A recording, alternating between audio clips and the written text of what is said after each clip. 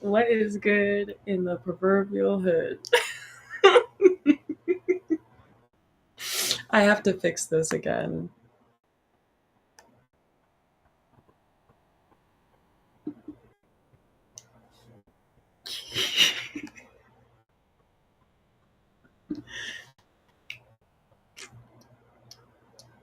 Okay. Okay. I have to fix this. Today we're going to talk about dehydration.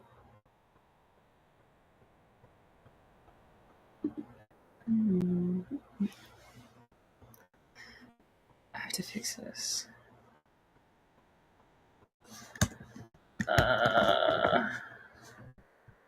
Every time, I'm telling you. Every time. It's okay.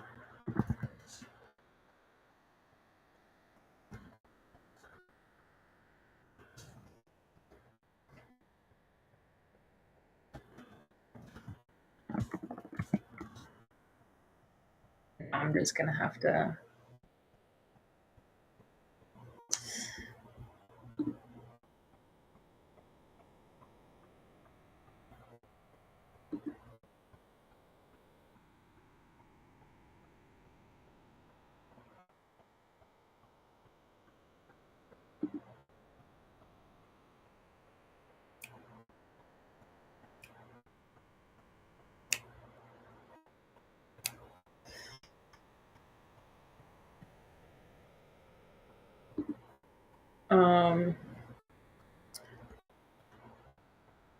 Why am I like this?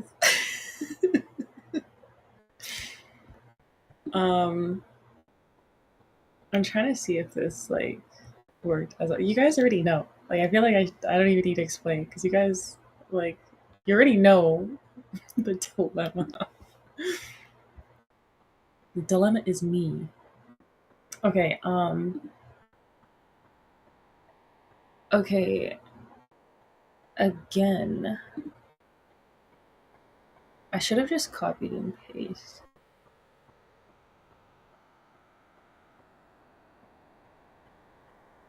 Okay.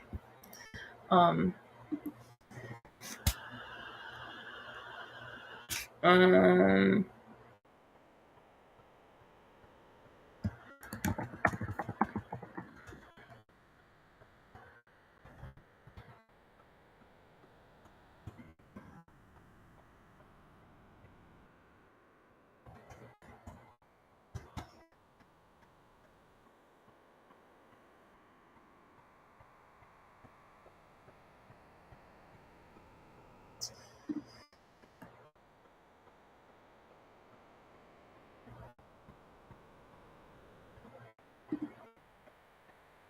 I don't know, man. Why this is always I need to figure out what I'm doing wrong.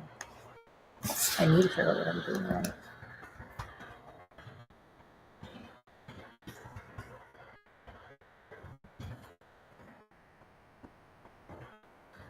Oh, my back. Ugh. Okay, guys. That's better.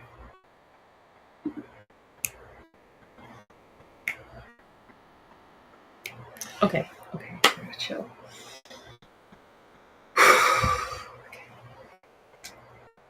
So, today, guys, what we're going to talk about. It's kind of messed up my hair a little bit. It's kind of wet too, but imagine your hair doesn't dry all day. But anyway, because it was in a pony. But anyway, guys, today I'm going to talk to you about dehydration. Dehydration. Because some of y'all are thirsty. Some of y'all are thirsty. And it's crazy because a lot of people, especially those, well, actually, okay, being thirsty might not actually be the problem. Everybody has feelings. Everyone has, passions and emotions that run through them. Just because you feel something doesn't mean you need to indulge in it. Um, if you have someone that you really love or care for, or you're in a loving relationship or whatever, and you're not married, passions will fly high and you will feel things. And some days you might be thirsty, and you cannot quench that thirst. You cannot indulge in the drink. Like um when you go for like a really like if you're actually literally dehydrated, you can't just chug like boats of water. You'll die. Yeah, you can't do that. Like if you're genuinely like about to die dehydrated, you can't just go chug water. You will die. You need like a slow progression of like hydration coming into your body. So it's kind of that way when you're thirsty, like when you're, I guess, intimately thirsty, or you are, the passions are flying high and you just feel dehydrated, like you're going to go through the roof. Now, that might seem like an excessive thing to say, like, oh, okay, Kaysha, nobody is through the roof, like with passions and getting crazy like that. Well, you would be surprised, right? Why am I telling you this? Oh my gosh. Why am I telling you this? Um, because people who are particularly, women in particular, who are traumatized or coming out of trauma and they are like in the healing process, um, a lot of people who've been numb for a very long time, they go from 0 to 100 for a lot of things. Like, and there is a lot of like personalities that are 0 or 100 because they've calculated every step to stay like at base level, and they've done every single thing they need to like along the way until the very end to stay at base level, and like going here is like the absolute last option, and then they're calm all the way through and then they go here. And I'm kind of like that person. I'm like, because at that point it's like I've done everything and now I'm just like, you're surprised that I'm now here, because at every level up to here my mood stayed here when you thought it would keep going here. So then when I finally get here, you're like, whoa, where did this come from? I'm like, well, I was here, and here, and now I'm all the way up here. That is like, a lot of people have that personality, and that's fine. However, when it comes to women who are traumatized in particular, a lot of emotions are exacerbated through the roof. And that is why maintaining boundaries is so important. And we spoke about boundaries in the previous podcast that I did. And I had my dad come in at the end, and we kind of like wrapped it all up. The reason why boundaries is so important for women who are engaging in relationships between friends, like interpersonal, or trying to date people, or just coworkers or whatever else, is because when they used to be numb, they might be numb, but as soon as they start being around people who are normal, who actually care about them, who create an environment or a circumstance by which they can actually start to feel things, um, because they're being treated with genuine humanity, or they're just getting the opportunity to live life, like they're able to come down from that fight or flight that was keeping them kind of numb. And once they come down from that and they're around like regular relationships every day that are like healthy and normal, the feelings that they're going to get with the people that they're interacting with are going to be excessively heightened, whether that's a friend, whether that's a coworker, whether that's an intimate relationship. And this is where they can really get themselves into trouble if they're not reflective and mindful enough to really catch what's going on. Because although you really like and care for someone, you need to mind yourself so that you don't start taking the wrong steps to You want to get here, and you're here. But if you take the wrong steps because of a heightened level of emotion, you're gonna be all the way like back over here. Like you're gonna miss the road entirely, and potentially even ruin a very good thing and destroy a lot of relationships because it, for one, can be too much too quickly. Um, you need to ease yourself into things to make sure that you are not letting that emotion override your logic and reasoning to what the situation actually is. Does this person actually care about me?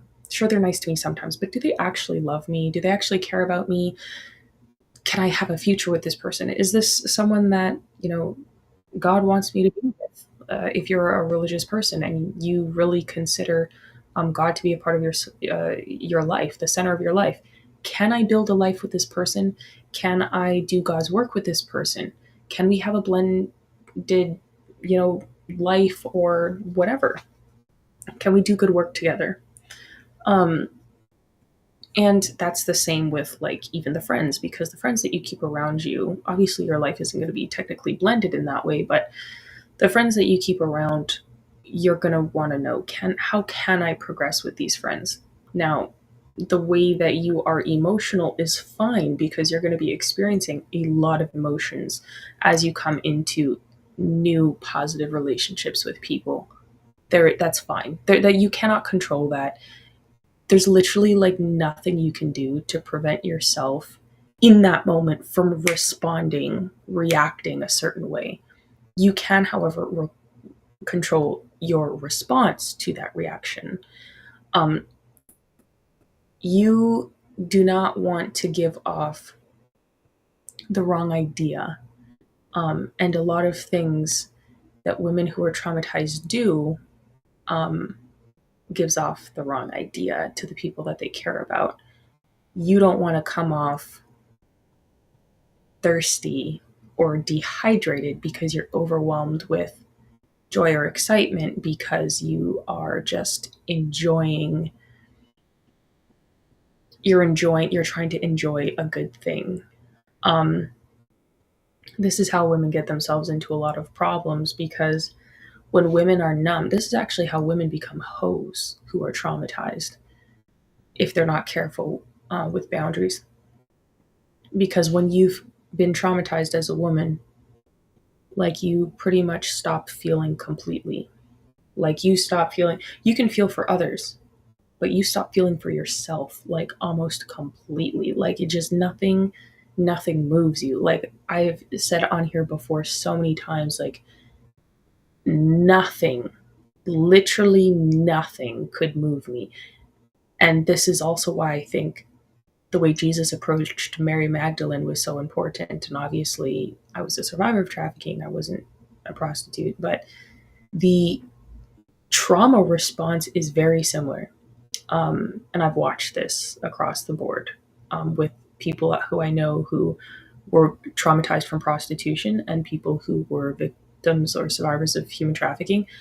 Almost identical behavior and responses to things because it's a sexual trauma, regardless.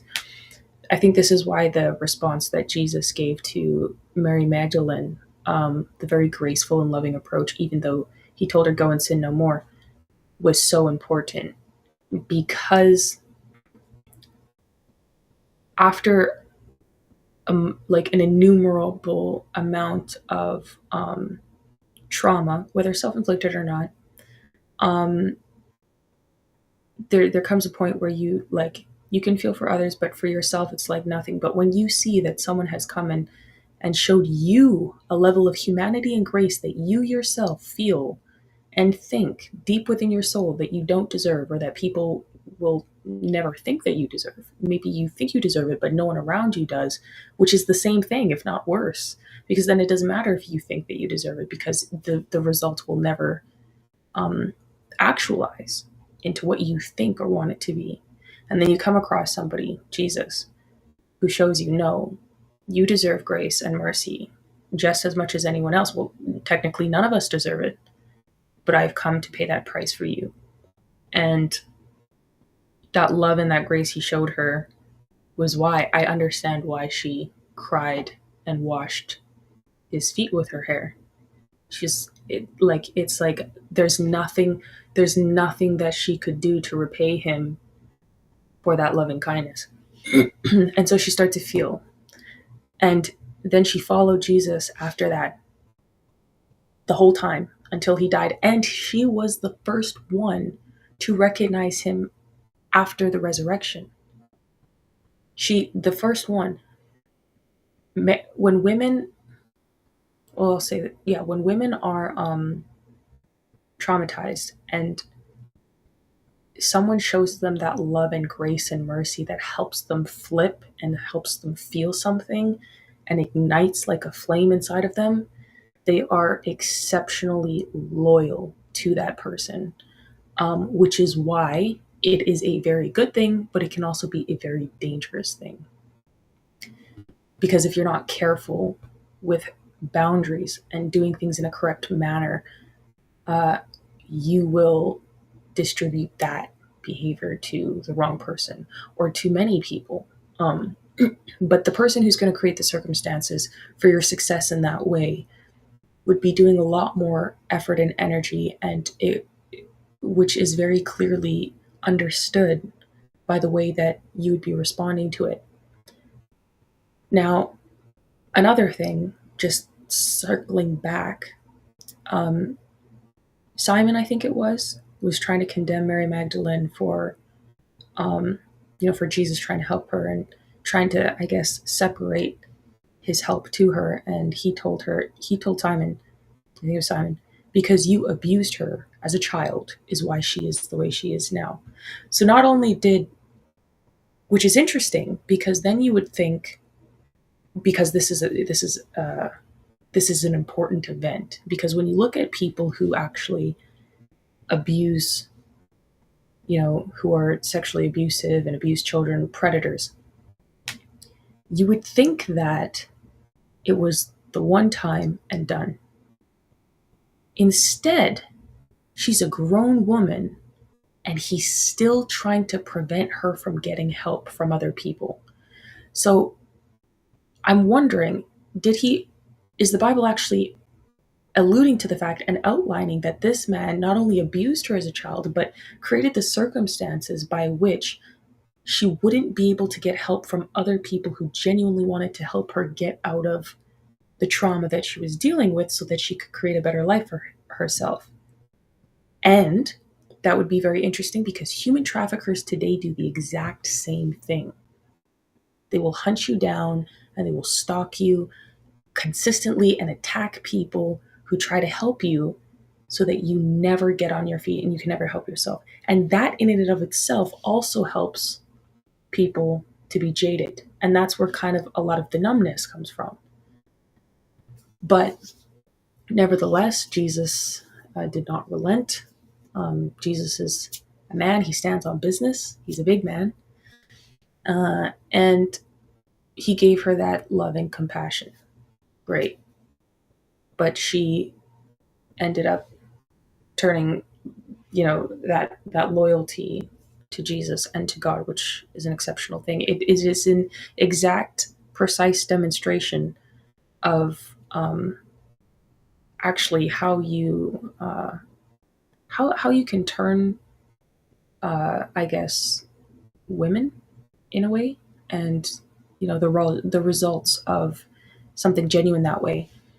But it shows the power in that for a woman. Like, it shows that not the power for her, like, not like, say if it was me or Mary Magdalene, we'll say her.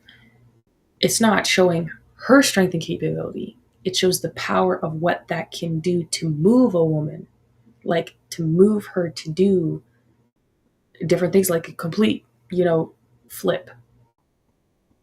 It's remarkable. That's a very powerful thing.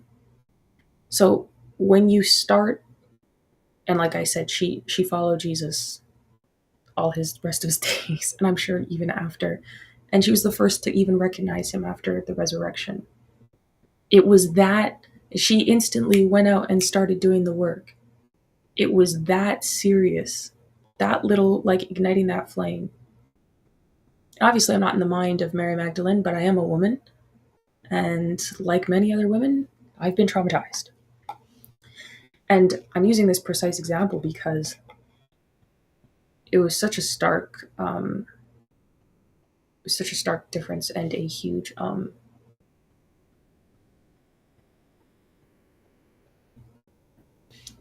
demonstration. Now, after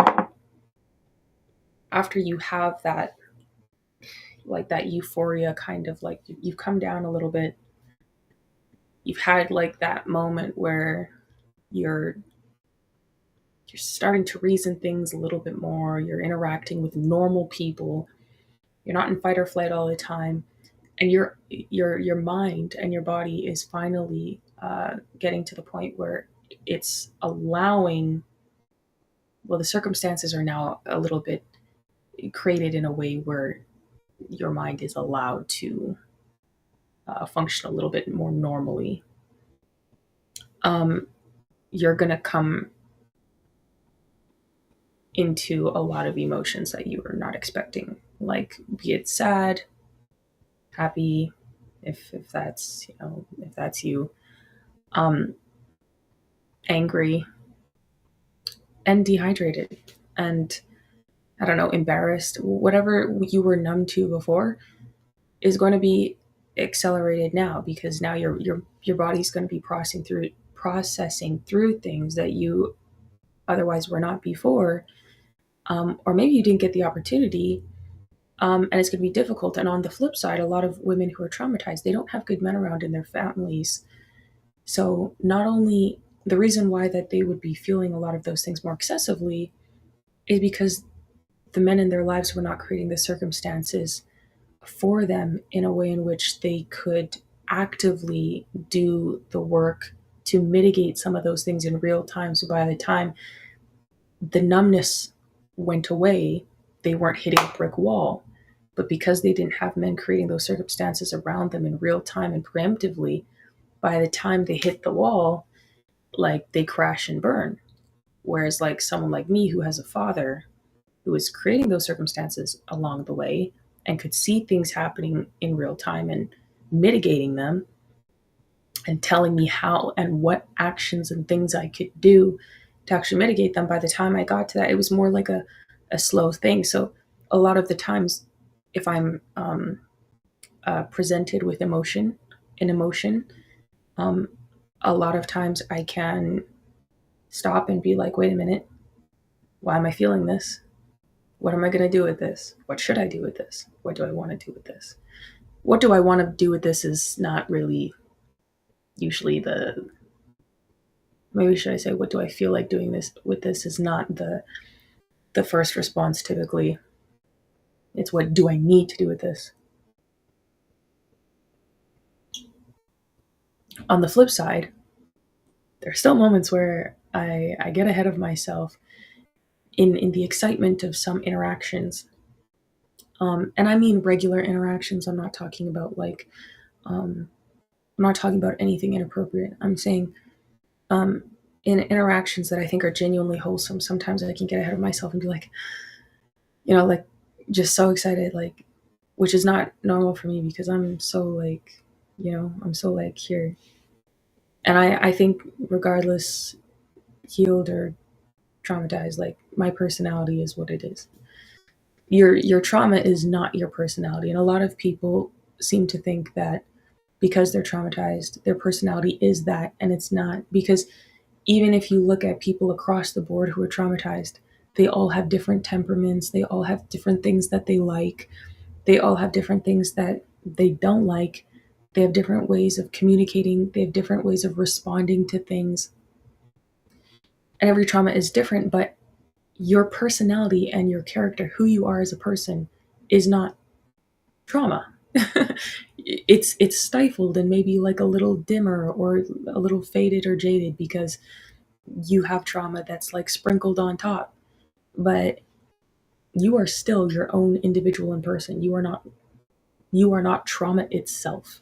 And I think that's where a lot of people come into conflict, because they look at themselves as the disease or the trauma or the, the issue. You are not that. And that's also why a lot of people are worried about making relationships with people and like getting to know people, because they're like, oh, well, I am my trauma. I am this issue. And people are going to see me as the very thing itself. And some people are like that, but those people are evil, or they're at the very least ignorant. And sometimes the latter is worse than the prior. Like, sometimes, regardless, you don't want someone around you who is that ignorant, be it ignorant or that genuinely evil. Like, they're not for you. That's not the person for you. That's not the person for you, because you are a human being and you cannot control the things that happen to you, but you can control the things that you do in response to what happened to you. And so, again, a lot of the times I can get ahead of myself, sometimes still, just in excitement. And I caught myself today, actually. I was like, sometimes I respond to things way too quickly. Not because I'm like, oh, you need to be like a manipulator and like, you know, make your friends wait 10 billion years for a response, or your husband or your wife or whatever. No. I was like, I want to stop and think a little bit more before I say something, because I don't want to. First of all, when you're traumatized, you want to make sure that your emotions are regulated in the moment that you respond.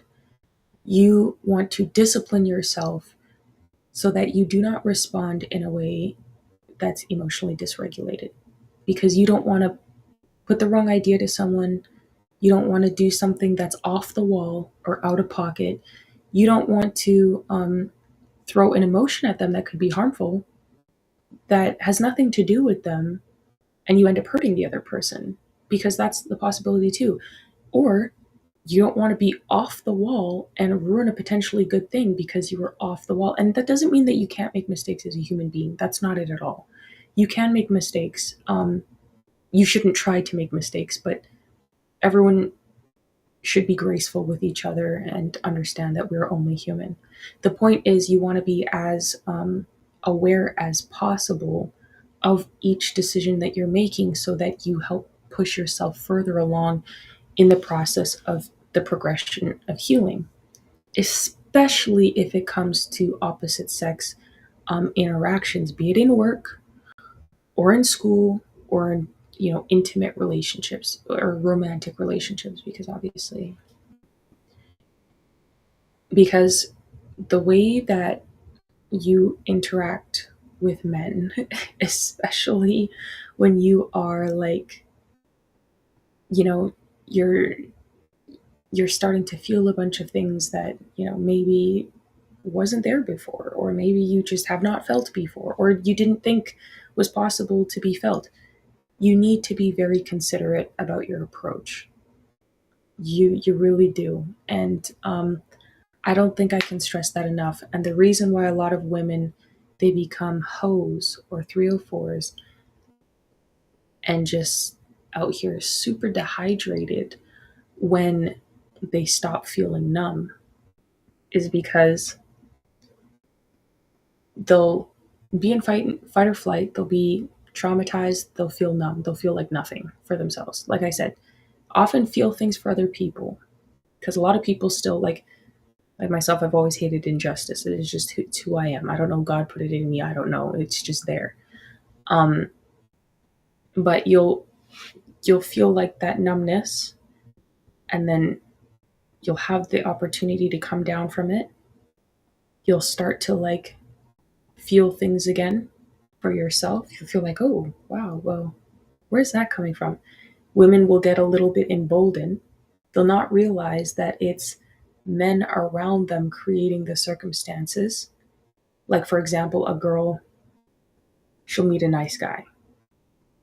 Not a nice guy, a genuinely kind man who loves and cares for her. And he will be through his own actions and his own boundaries, creating the circumstances for her success and her positive progression and her peace of mind, um, physically, spiritually, mentally, and emotionally. He will be doing these things unbeknownst to her. She will start to feel the spark and she'll start to feel good again. She's like, where's all this good feelings coming from? All of a sudden, I feel like confident, I feel smart, I feel pretty, or I feel, worthy. I don't know. I don't know. I'm coming up with these because I don't know. Whatever the woman will feel that will make her, um, maybe she feels like her body is nice again. I don't know.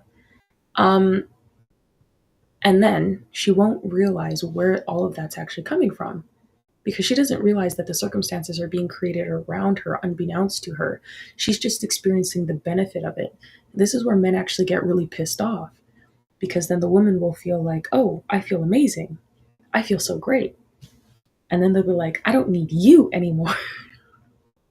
Because another guy will come along and they will be like, oh, hey, baby, I don't know. I don't know how, I don't know how to talk to her, but, hey, baby, you looking good. And she'd be like, oh,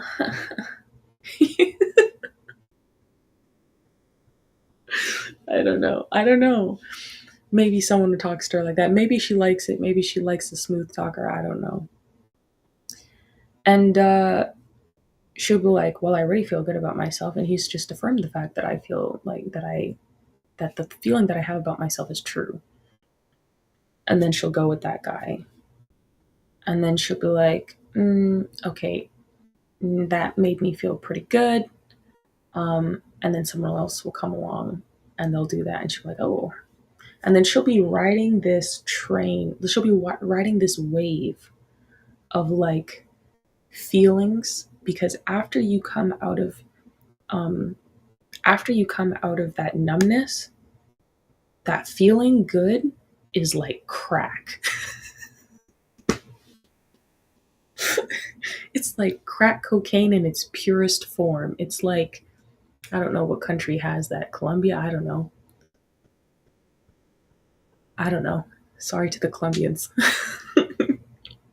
That's some really cool Colombian friends, by the way, that I grew up with, and I love them very much, so it's a joke.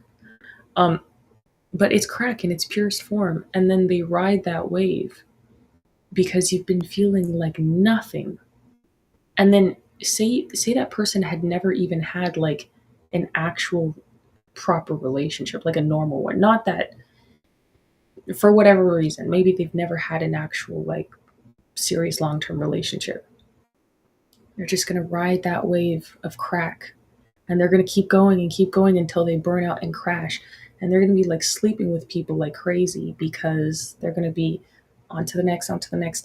And they're going to be feeling good because men will start creating circumstances for peace and happiness and success around them.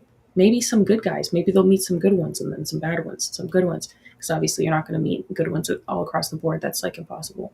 And not bad ones all across the board either. That's also impossible. But, back and forth. Good, bad, good, bad. Or bad, good, bad, good. You never know. And they'll just be riding the wave because they want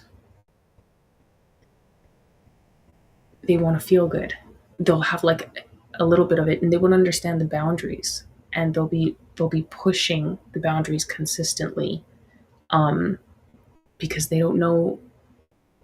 They're just like, I've been feeling nothing, and then they start feeling something and they're like, I don't know what to do with this. I don't know where to put it. I don't know what to do with it.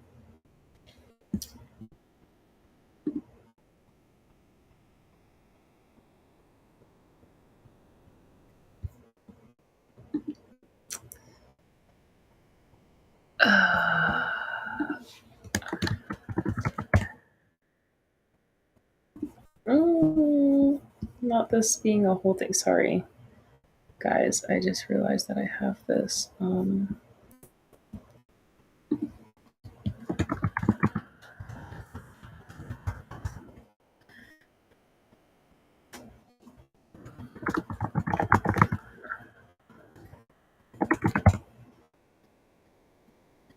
Um, okay.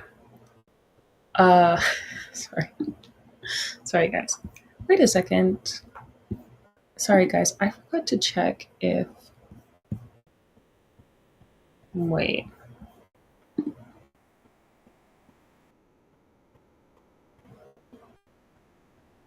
Oh, oh, jeez. Oh, jeez. Oh, jeez. Oh, jeez.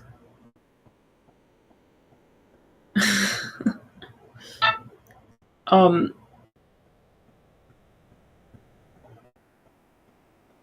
why is this still loading? Why can't I see it? Why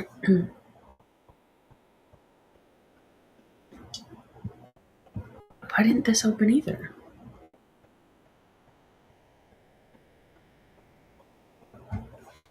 Guys, if you're sending chats, I tell you right now, I'm sorry.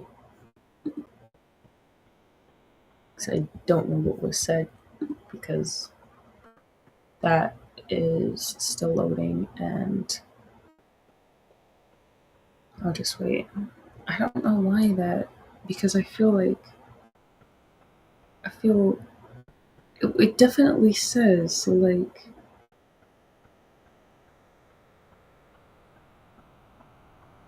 okay, it's definitely there. Shout out to the one person that's watching. I'm sorry.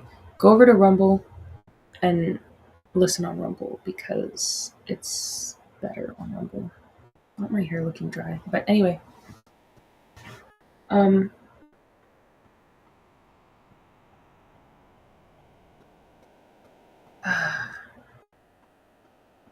Okay. Anyway, so like, um, I'm trying to come up with like an example. Say someone told you that you were pretty or something. I'm trying to. Girls in this situation need to try and keep conversations and interactions as pure as possible, because it will be very easy for them to hit that wave and then ride it until they crash and burn. And then the crash and burn is just going to be absolutely mad.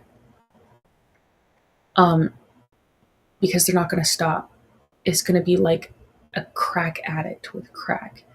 And for me, I'm like, okay, cool, thanks. Like, in my mind, I'm like, oh, that's cool. But sometimes, like, if I get a compliment or something, and it's not, for me, it's not really like compliments, because that's not really how I fly. So I don't really know how to like. I'm not saying that I don't like compliments. If it's the right person, I love compliments. If it's just anybody, like, don't look at me, like. But like, the point is, just imagine that there's a conversation that makes you feel good. You're going to know what that conversation is. You have to temper yourself, because you are going to go absolutely off the wall. Like, and it's going to suck at first when you're trying to like temper your emotions, but it's necessary, because in the long run, it's going to be a lot more rewarding. You're going to build so much more respect, honor, and integrity in your relationships with people in general when you do that, because you're going to be teaching yourself how to have regular interactions with people. And when the time comes around for things to be deeper and more personal or more intimate, be it friends or work or relationship, like romantic or otherwise, you're going to have a much more deeper appreciation for it, and you're going to feel safer. You're going to feel a whole lot safer, because if you hit that wave and you start riding it, and who knows, if the person who's on the receiving end of it, if they ride it with you, you will sorely regret it. You will resent yourself. You will resent the person who rode the wave with you. And this is also why women end up hopping to the next person and the next person, the next person, because they don't understand the boundaries after like coming out of the trauma. They haven't felt anything, and now they're feeling everything all at once. And it's like, it's crazy for them. It's like a circus. And then they meet someone who maybe likes them, maybe is a nice person, maybe is a genuinely kind guy, but he doesn't understand boundaries. And maybe he's weak to his lower passions. And maybe, maybe they both are. But in a lot of senses, in a lot of cases, I've even seen people who do a lot of things very innocently, because also social cues are very skewed for women who are traumatized. A lot of people who are traumatized give off poor social cues almost equal to autistic people. I've seen this. They're not autistic in any fashion, but their social cues are so poor because of the trauma that people think that they're autistic and they're not. And so they make a lot of mistakes in the way that they operate with people, and they just say things and they just do things that they think are very innocent in their mind, because like they're not thinking of it in any other fashion. And the person on the receiving end is like, oh, whoa, wait a minute. And they get themselves into a situation where now they're being more, they are unwittingly sometimes creating, and I'm not saying in the very moment they're always not knowing what they're doing. No. In the very moment they might be like, oh, I'm being like extra nice to this person, or I'm being like kind of flirty. But they are unwittingly creating the circumstances for the long-term chaos and destruction of that relationship, because they don't see how they don't see where the boundary line is, and they don't see the consequences of surpassing it or breaking it, or even getting too close to it. And they'll end up in a compromising position that maybe they even wanted to participate in the moment of that wave that they were riding.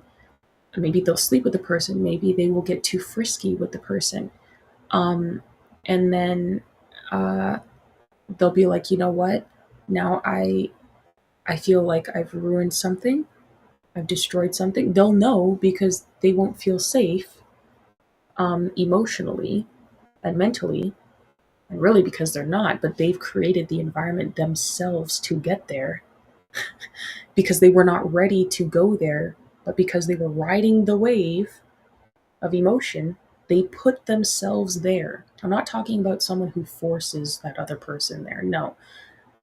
They put themselves in that situation because they're riding the wave. And then when they get to the end of it, they're like, oh, I shouldn't have done that. And it's not like they're accusing the person of anything. No. But they understand that there's a lack of emotional and mental safeness there. And there's not, because they created that environment through their lack of boundaries for themselves and the other person. And then they drop that person and they go to the next person. That might have been a good person. That might have been a decent human being who ended up, falling weak to his lower passions in the spur of the moment or whatever. I don't know, because he liked this person. At the same time, my father tells me that men are supposed to be able to understand when women are traumatized and when people in general are traumatized, so that they can mitigate risk. And this is what they're supposed to do, like as men in general. And this is how they help people. This is how they create the circumstances for their success. Now, are men going to understand the deep ins and outs of, the various different levels of trauma? Probably not. On the flip side, they're supposed to be able to tell. And it's not hard to tell that a woman is traumatized. It's not like, it's not, it's very abundantly clear, because usually they can't sit still. They usually talk a lot. I come on here and I talk a lot, but or they either talk a lot, or like, maybe they don't talk at all. They have poor social cues. They might not like interaction with people very much. They might be very secluded. There's so many different things, but their actions with another man will determine, like, that they're traumatized. And men need to be very, and I'm not saying that women won't be like, flirtatious and stuff like that. That's not even what I'm saying. And I'm not even saying that's not even a normal thing in general. I'm saying that men need to be very cautious of women who are traumatized. Not that they're going to ruin your life, because that's not like, people, not everyone is evil. Like, some people are just, they're traumatized and they're a little sad sometimes, but it doesn't mean they're going to ruin your life. You still need to be cautious, because the way you interact with that person can either promote positive growth in that person or promote negative deterioration further towards whatever their trauma was, which is kind of why you have to understand the person that you're dealing with. I don't care what scenario it is, whether it's work, church, business, met you on the street, intimate, like romantic relationships, or otherwise, whatever, family, whatever. I always want to know the person in front of me. I want to understand the person in front of me, because I need to know what I'm dealing with at the end of the day. I need to be able to mitigate what's going on for myself and the circumstance of the situation. I need to be able to control myself and how I successfully move in the environment, right? And a lot of people are very weak to their desires, and they blind themselves to the reality of what's going on. And this is also why it's important to have good men around you, because like myself, I yeah, I've had trauma and things, but I'm not, and I try to be like very cautious about the way that I approach things with people, and the way that I interact with them, and uh, just I try to keep myself very base level, like consistently. It doesn't mean sometimes my emotions don't fly high, and then I have to be like, okay, well, what do I want to express, and how do I need to express that for like um, the relationship with this person long term, so that I can preserve my relationship with this person over a long period of time, because I genuinely care about this person. And then I'll try to do that. Or women in these situations, because they don't understand, for example, with a woman, it even with women you have to be careful, but woman to woman, it's like, I understand women. I'm a woman. So even if I'm traumatized, I understand how my actions are going to affect another woman, because I know how she's going to respond. I know how she's going to take it. I understand the language that women speak. If it's a man, though, women already don't understand men, like already, and it's been so botched and so messed up and bad because of feminism. You add trauma in the mix, and that girl's like running around with her head cut off, and she'll either be like, try to, some people tell me like, you're so formal. I'm like, there's a reason. There is a reason. There is a reason. It's like, you need to have protection for everybody, and formal respect is that way. And a lot of women will go one of two ways. They'll either be really respectful and try to be really calm and really like neutral, or like, and maintain that neutrality, which often comes across to a lot of people as cold or aloof or off the shoulder or nonchalant. Um, or they will be like extremely, all over the place, and maybe they'll be like promiscuous and all this other stuff. Because it's very hard to be like in the middle. But as you get more comfortable being in relationships with people, you eventually do get to that point where you can, and like I said, I'm usually bottom or top, like with like 0 to 100 with things. But in this situation, from like very neutral to like the promiscuity end of things, there is a place where eventually, after interacting with people in a very regular way, after an extended period of time, you do come to the place where you can be like having a casual, calm conversation with people on a consistent basis. That's healthy and that's normal, that you can even be pleased with, because for the first while you're not going to be pleased with the way that you're interacting with people, and that's actually a good thing, because you need to filter out the boundaries first, and you need to do it in a routine kind of manner where it's consistent.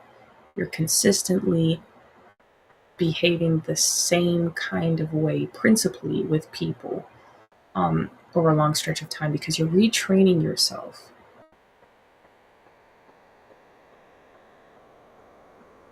And it's a very positive thing. It is a very positive thing. It sucks initially. And then you also need to make sure that you are not constantly available. Um, like I said, I'm cutting back substantially on social media. And you need to know where you're putting your energy and your time, and if it's feeding back into you, because it's very easy to get drained when you're traumatized. A regular person can get drained from social media. But when you are traumatized, putting your energy towards things that do not serve you, that do not help you grow in any fashion, will deplete your energy very quickly. Traumatized people do not have very much energy. It's why it's so hard for them to reintegrate into society, regular society. Everything makes them tired. Interacting with people makes them tired. Watching a screen will make them want to take a nap. They will literally not do much of anything. They'll complete like one task the entirety of the day. And their emotions are going and going, because that's how women's batteries run, on emotions. They're in so much emotional turmoil that like completing one task takes the life out of them. Again, which is why it's important to have men around, good men around you, because the good men around you will push you to do things you don't want to do, but you need to do, whether you like it or not. And you might be angry some days, you might be crying some days because you don't want to do it. But by the end of it, like I said, whereas most people smash into the wall and they crash and burn, you've actually had this progression that by the time you get to the wall, you're like, you kind of stop, you settle, and you're kind of tap the wall a little bit, and you like dab him up, and you're like, hey, what's good, my G? What's up, my guy? And then the wall greets you like an old friend, and then the wave of emotions hit you, and then you have to deal with that part.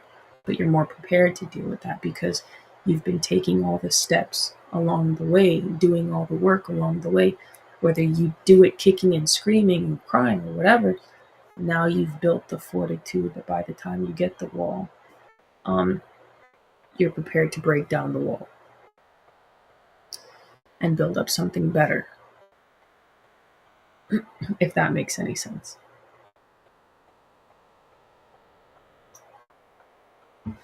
And also, especially if you're looking for courtship, to be in a relationship with somebody, because let's be honest, women don't really care about how they interact with each other. Like, I mean, you should care about how you interact, but I mean, like I said, women understand women. But that's also, I'll touch on that too, because it's actually why a lot of women are gay, because they'll get traumatized, they don't follow boundaries, and then they will do very intimate things with friends that they should not be doing. And I'm not talking about physically, I'm talking about mentally and emotionally, and use them intimately in a mental and emotional way that they shouldn't, because they are too afraid to be vulnerable that way with a man who would otherwise care about them, because they're too afraid of the rejection with that man, and they don't know how to communicate that desire or that need without coming across negatively. They know that a woman will just, you can just say as a woman how you feel to another woman or what you're dealing with, and they'll give you everything that you need in that moment, like emotionally and mentally, not the solution. They'll help you feel whatever you want to feel. And like I said, the women in this situation are without the boundaries, and are very much dehydrated. They are riding the wave. And so they don't care what surfboard they need to hop on to keep riding that wave.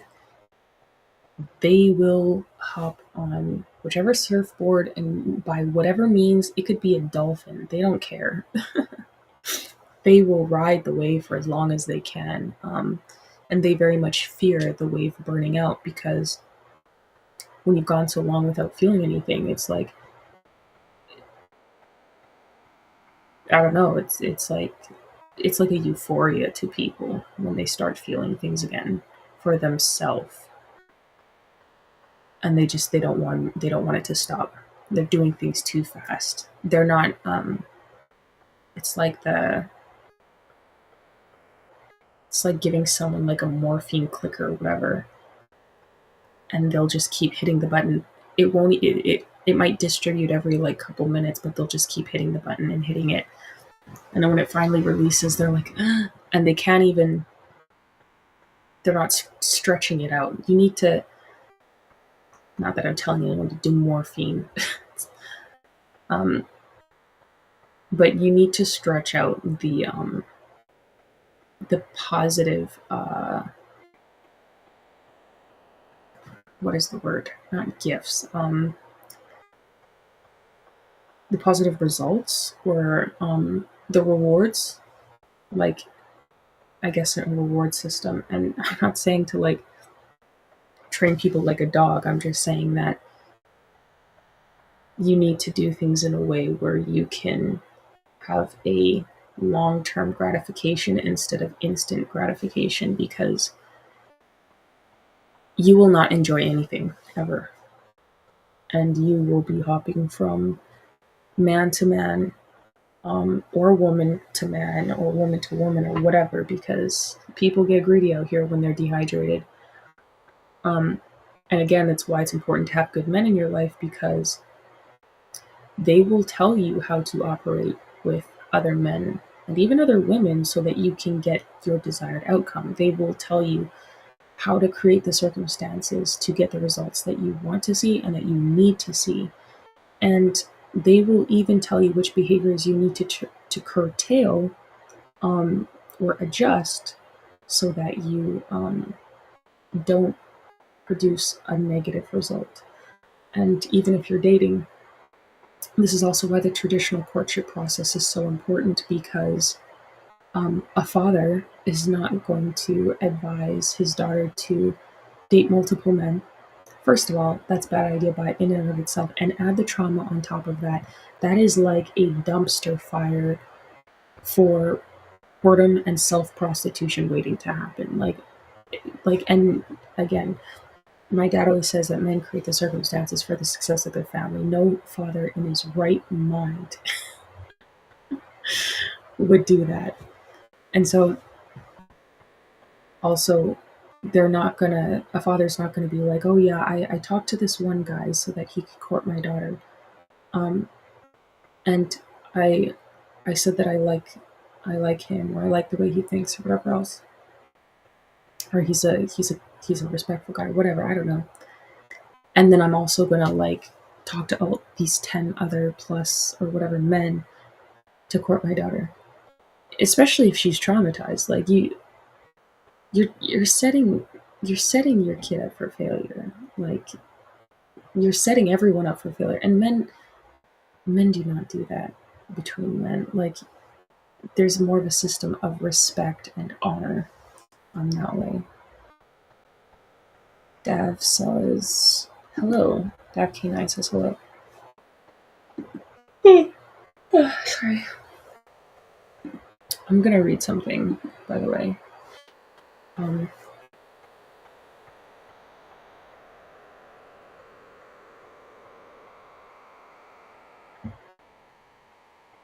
I saw something the other day, and I audibly gasped.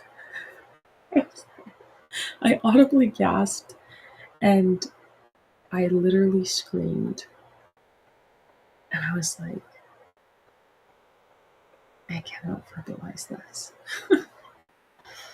Not in the way that I want to, at least. You said you were sleepy. I guess I'm a little bit sleepy.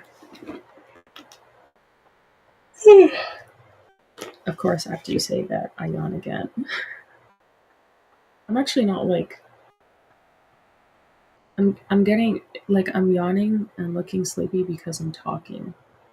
And like I'm gonna be honest, I tell you guys all the time, and you probably don't believe me, but I don't talk much in real life. Like if you know me in real life, or like even my friends who text me, I don't talk much. Like I don't. I can be in a room with someone for hours and just sit there and I'll be perfectly at peace and perfectly happy. My foot could be like touching their foot, and that's good for me. I come on here and I yap.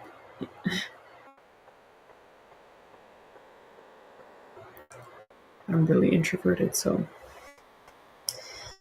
anyway, I'm gonna read this chapter. It's a smaller chapter, and then I'm gonna read a couple pages over there. Wait.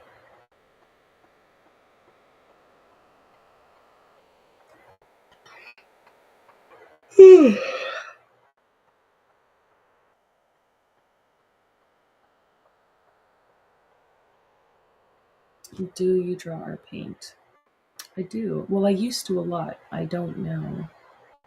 I've drawn a few things in the last little while, but well, while.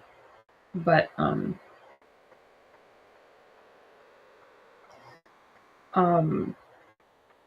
I used to paint a lot. I grew up painting a lot. I used to do Bob Ross paintings with my great grandma. Well, I would paint and we would watch Bob Ross together. She was old. She was like in her 80s by that time. Um yeah, I used to paint a lot. I quite like painting. It's very peaceful. Um I used to draw a lot in high school too. I'm no Picasso, but I like painting and drawing, yeah. It's void of people. I'm very much like Bob Ross in the way where I like happy trees. I do not like um I don't really like painting or drawing humans. But like I like objects. Like I used to draw, albeit like I've never actually owned a gun. I used to draw guns in, in high school because they just looked cool on paper or whatever. But I painted a lot of like landscapes, like mountains and uh, rivers and valleys, or a bunch of trees with like streams and stuff. Glasses look good on you. Thank you, sir. Or I think you're a sir. I don't know. I don't think a woman would say that to me. I don't know. Um, yeah, so I'm gonna read a little bit of this. Yeah.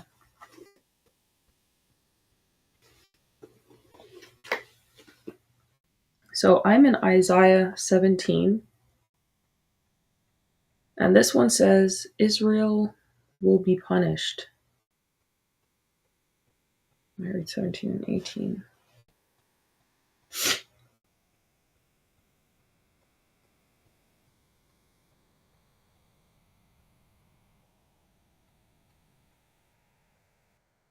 Okay. The burden of Damascus.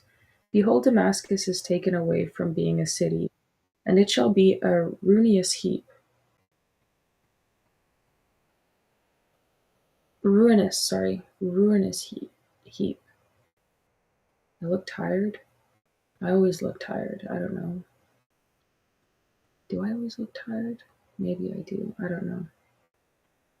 Leave me alone. I'm occupied. I'm otherwise engaged.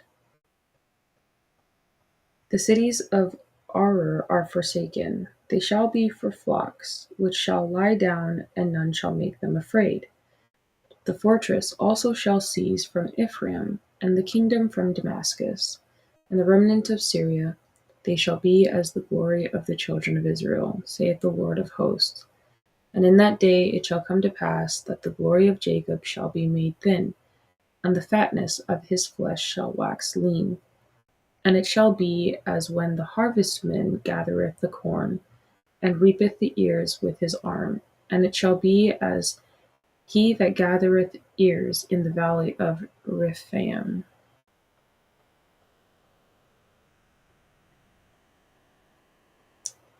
Yet gleaning grapes shall be left in it, as the shaking of an olive tree, 2 or 3 berries in the top of the uppermost bough, 4 or 5 in the outmost fruitful branches thereof, saith the Lord God of Israel.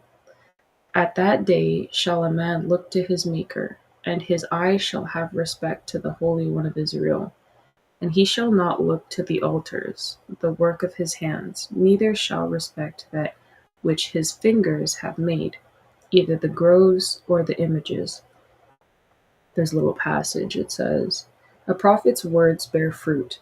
The exhortations of the prophet to Judah to behold the living God and to accept his gracious offers were not in vain. There were some who gave earnest heed, and who turned from their idols to the worship of Jehovah. They learned to see in their Maker love and mercy and tender compassion. What was I saying? What was I just saying not too long ago?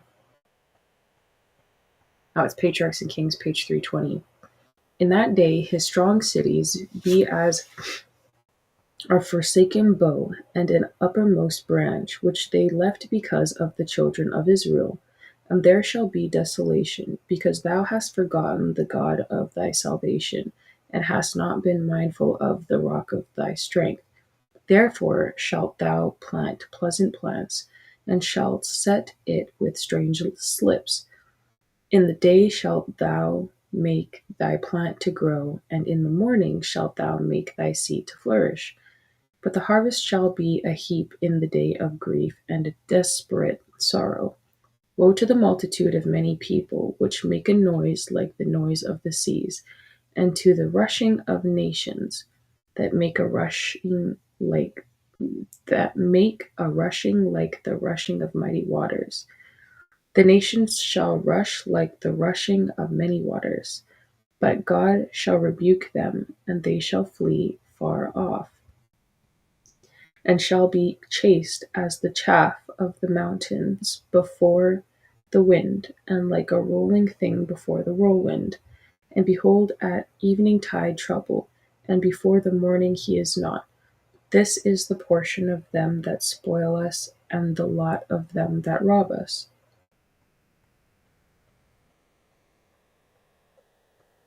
Go away, Dav. Go away, canine person. You're annoying. Chapter 18. Ethiopia will be punished.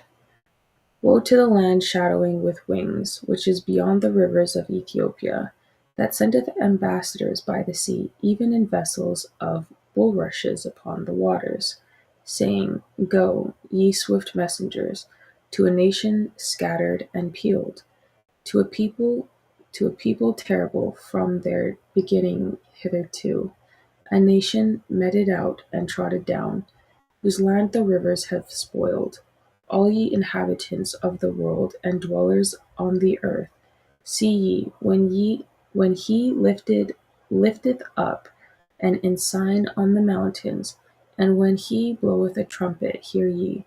For so the Lord saith unto me, I will take place like a clear heat upon herbs, and like a cloud of dew in the heat of harvest.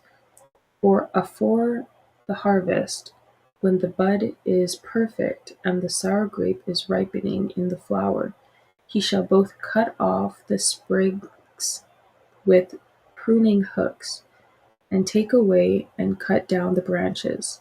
They shall be left together unto the fowls of the mountains, and to the beasts of the earth. And the fowls shall summer upon them, and all the beasts of the earth shall winter upon them. In that time shall the present be brought unto the Lord of hosts of a people scattered and peeled, and from a people terrible from their beginning hitherto, a nation meted out and trodden under foot, whose land and rivers have spoiled, to the place of the name of the Lord of hosts, the Mount of Zion. Interesting. He said, can I follow you on Instagram? What is ICE?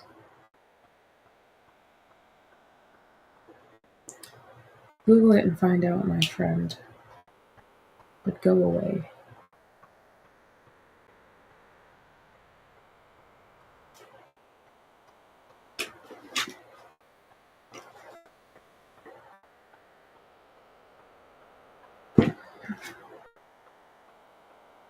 Also, I hate online. Some of you guys are annoying. I'm not even gonna lie. Like, some of you guys are straight up cowards and stupid. Like really just. And I don't want to be, like, seriously disrespectful, but some of you guys are straight up retarded. Like, retarded and cowards at the same time. It's like, pick a struggle. You can't be both.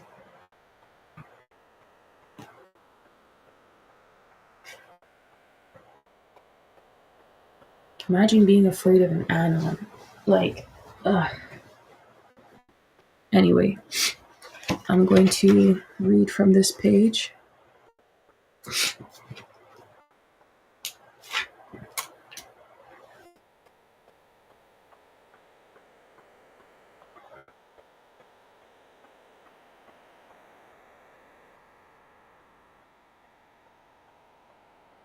Okay.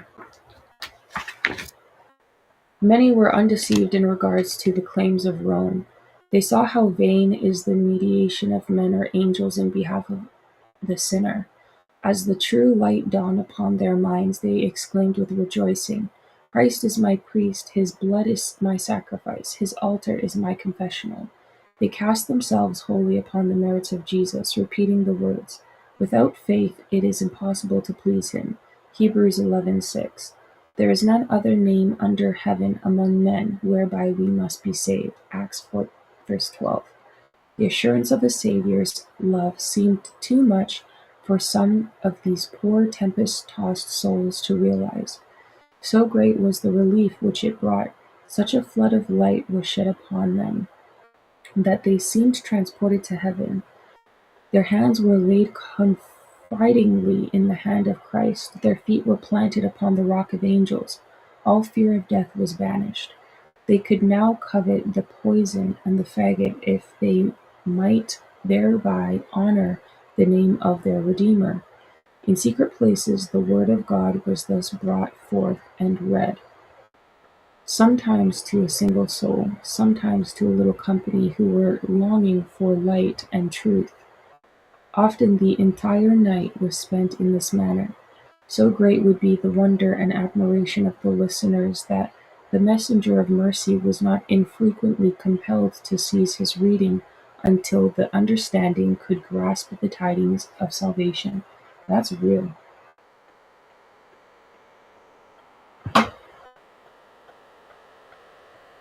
Often would words like these be uttered.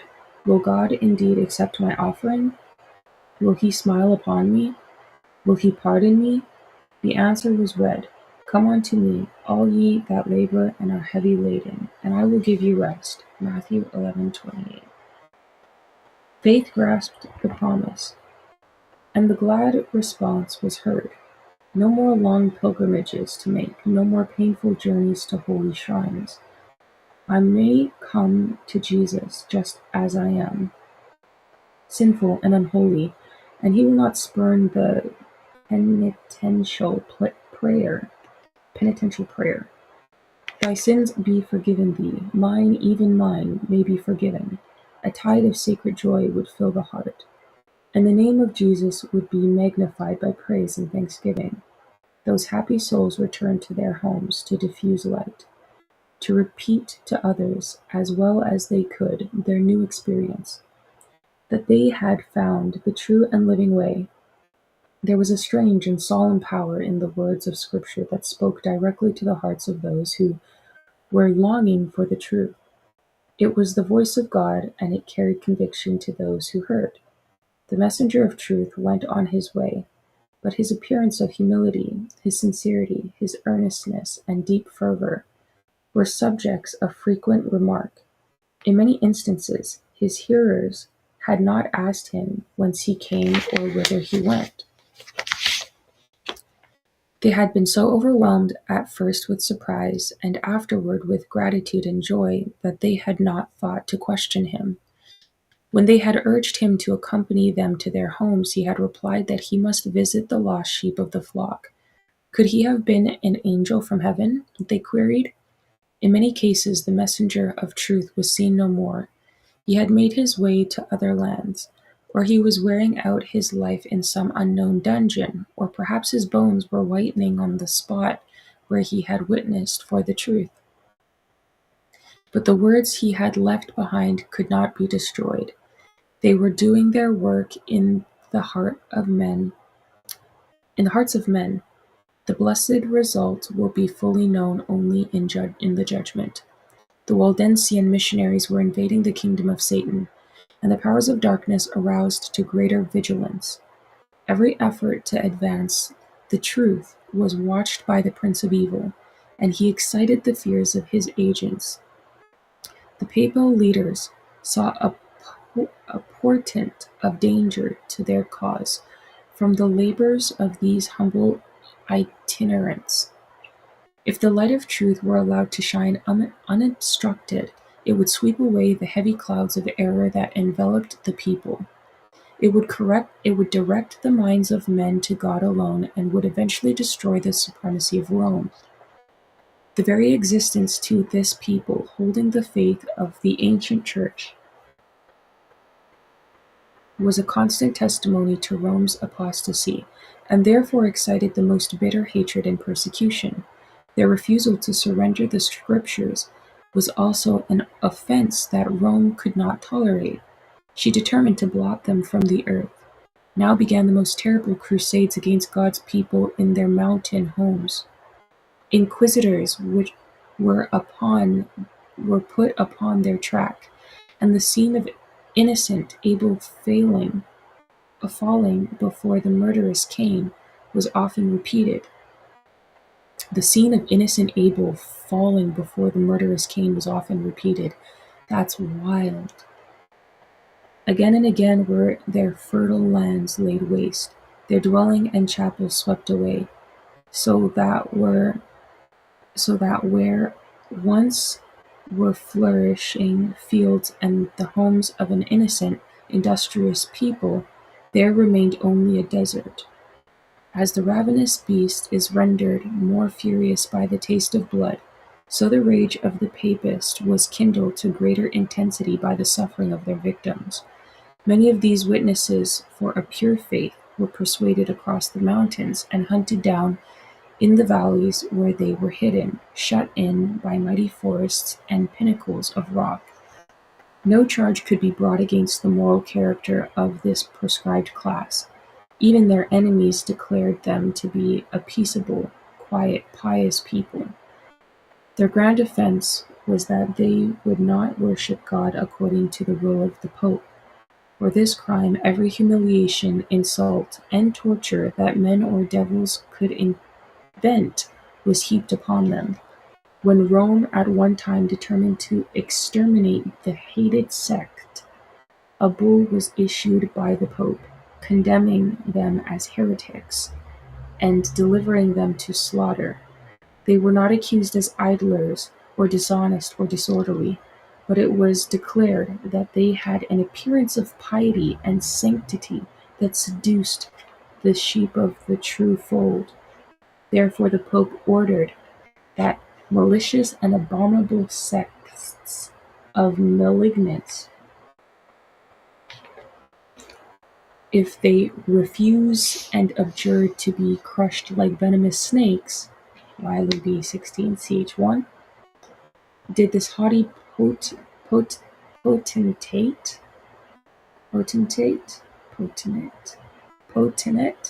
expect to meet those words again? Did he know that they were registered in the books of heaven to confront him at the judgment? Inasmuch as ye have done it unto one of the least of my brethren, said Jesus, ye have done it unto me. Matthew 25, verse 40. This bull called upon all members of the church to join the crusade against the heretics. As an incentive to engage in this cruel work, it absolved from all ecclesiastical pains and penalties, general and particular.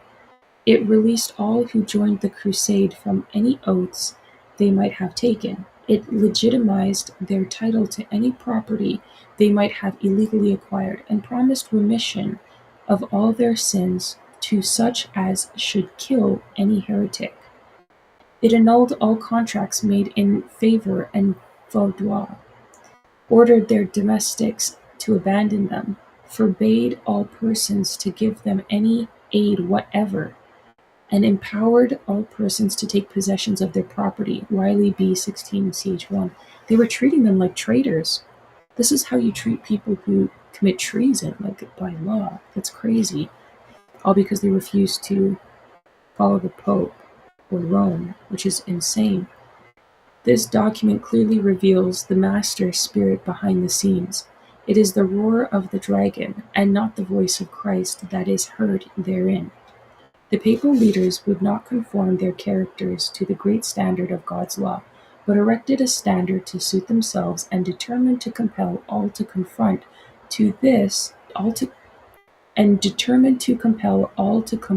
to this because Rome willed it. The most horrible tragedies were enacted. Corrupt and blasphemous priests and popes were doing the work which Satan appointed them. Mercy had no place in their natures. The same spirit that crucified Christ and slew the apostles, the same that moved the bloodthirsty Nero against the faithful in his day, was at work to rid the earth of those who were beloved of God. The persecutions visited for many centuries upon this God-fearing people were endured by them with a patience and constancy that honored their Redeemer. Notwithstanding the crusades against them and the inhumane butchery to which they were subjected, they continued to send out the missionaries to scatter the precious truth. They were hunted to death, yet their blood watered the seed down, and it failed not of yielding fruit. Thus the Waldenses witnessed for God centuries before the birth of Luther. Scattered over many lands, they planted the seeds of the Reformation that began in the time of Wycliffe, grew broad and deep in the days of Luther, and is to be carried forward to the close of time by those who are willing to suffer all things for the word of God and the testimony of Jesus Christ. Revelation 1:9. Wycliffe, yeah. Luther, yeah. Germany. The Reformation, I tell people, man, I tell people about the Reformation. And this is why, like, I always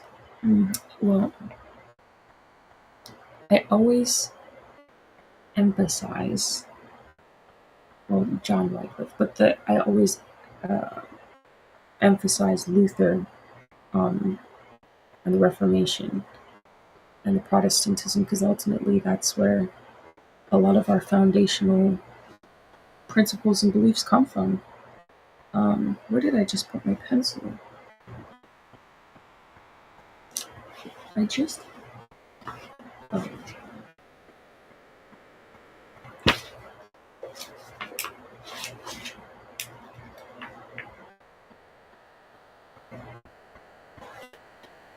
We're on page 50 already.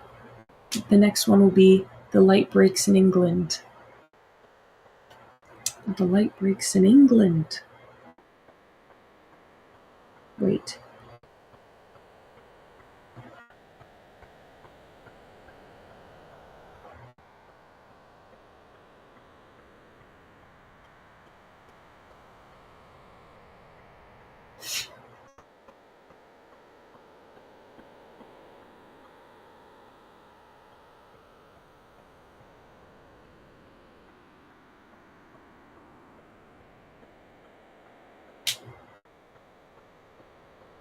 Wait.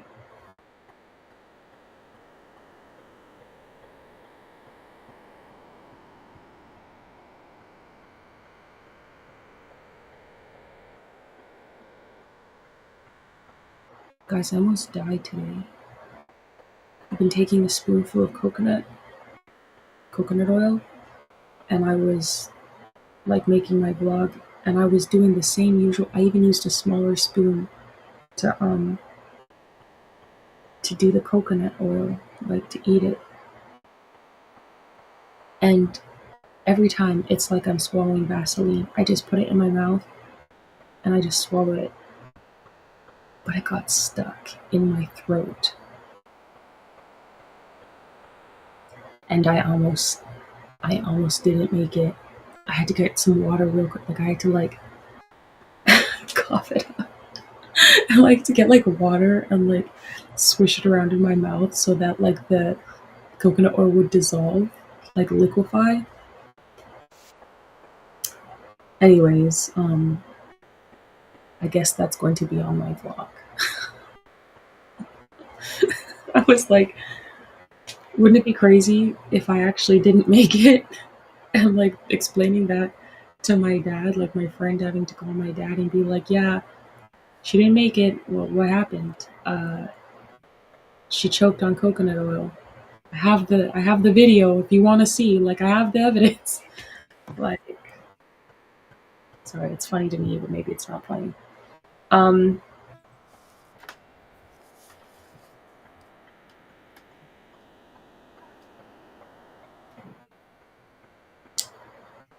I kind of want to.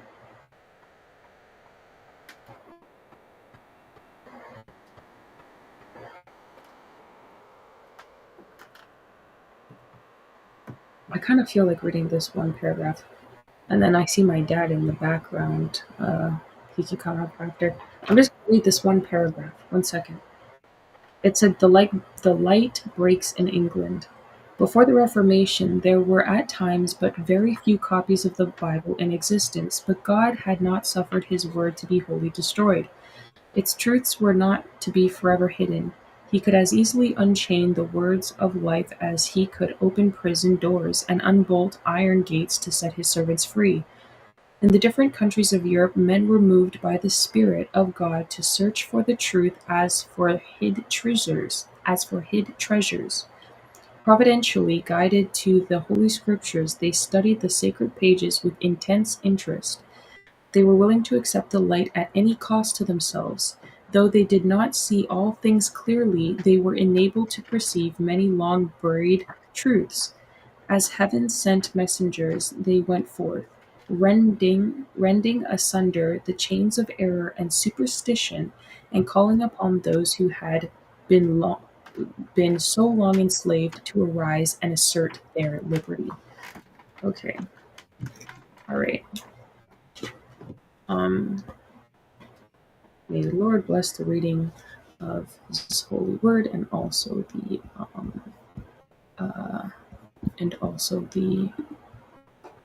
great controversy that we've read. Okay, I can't hear. Can you hear me? You're on this. Yes. Yeah, I can hear you. I cannot hear you. I cannot hear you. What do you mean you can't hear me? I cannot hear you. Wait, say again. What? Yeah, I'm talking. Oh, okay. My volume was off. Sorry, I didn't. Okay. Okay, so let me tell you what I've been explaining here for the past hour and a half. So, well, for the first hour, and then I just started reading this stuff. So, this one is called Dehydration. So I call this one dehydration because people out here in these streets are thirsty, if not dehydrated. And a lot of people are just out here acting out the way, probably, but there is a certain section of people or sector of people who's very genuinely traumatized. And I was explaining how being numb after so long, a lot of women will get themselves into trouble because though a man will come along, perhaps, and create the circumstances by which she will, once she's leveled down like herself, now a man will come along and start creating these circumstances. She'll start feeling better about her. She won't even realize that the man is the one that created the circumstance for her to feel those things that she's feeling. She will take advantage of it, kick him in the face, and then go somewhere else and start riding this wave where she keeps going with other men. And then because she lacks boundaries, she will then go and, cross boundaries and lines. Maybe she'll be promiscuous with those people. Maybe she'll be mentally or emotionally crossing boundaries, and she'll be creating an unsafe, and unwittingly creating an unsafe. Wait, can you hear me still? Yeah, she will unwittingly be creating an unsafe environment for herself in all of these relationships. She will have resentment and regret it. She'll abandon those people and keep going and riding that feel good wave or whatever.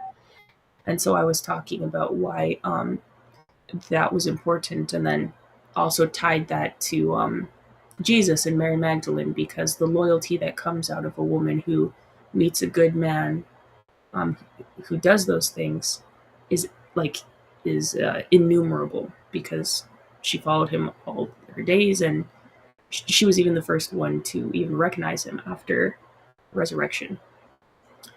So it shows the difference between,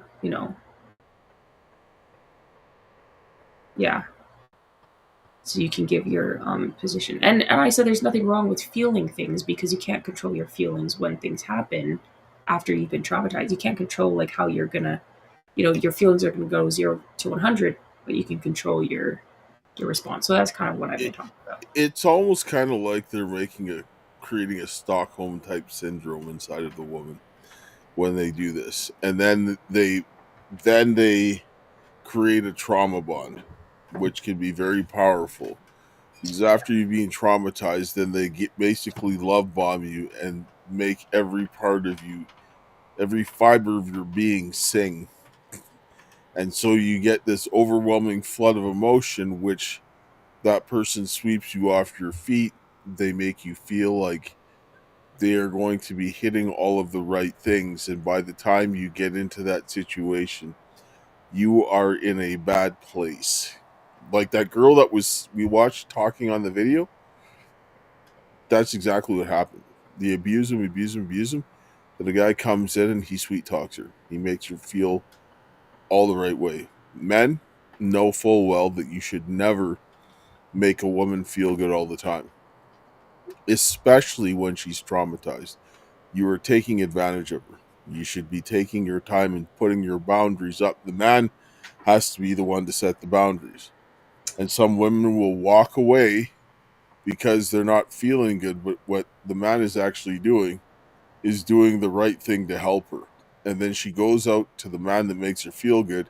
The next thing you know, she's gotten punched in the face, literally or figuratively. Yeah,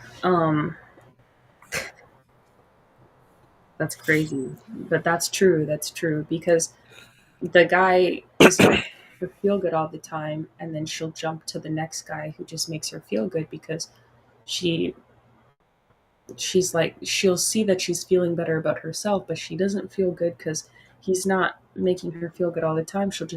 She'll ride the wave and go to the next and the next and the next. That's also why I said it's good to have good men around you, because and most of these women in these situations don't, to be fair, but a good father, a good boyfriend, or whatever, a husband, that can help guide you in those situations so that you don't screw yourself, because you can ruin a very good thing. Like you can, the women in these situations not having the boundaries, they can ruin a lot of good relationship, like with men. The women, we understand each other. Like we don't care. Like you know what I mean? Yes, and women a lot of the times when they're traumatized, they end up not being able to make the best decisions. They actually make Very very bad decision making.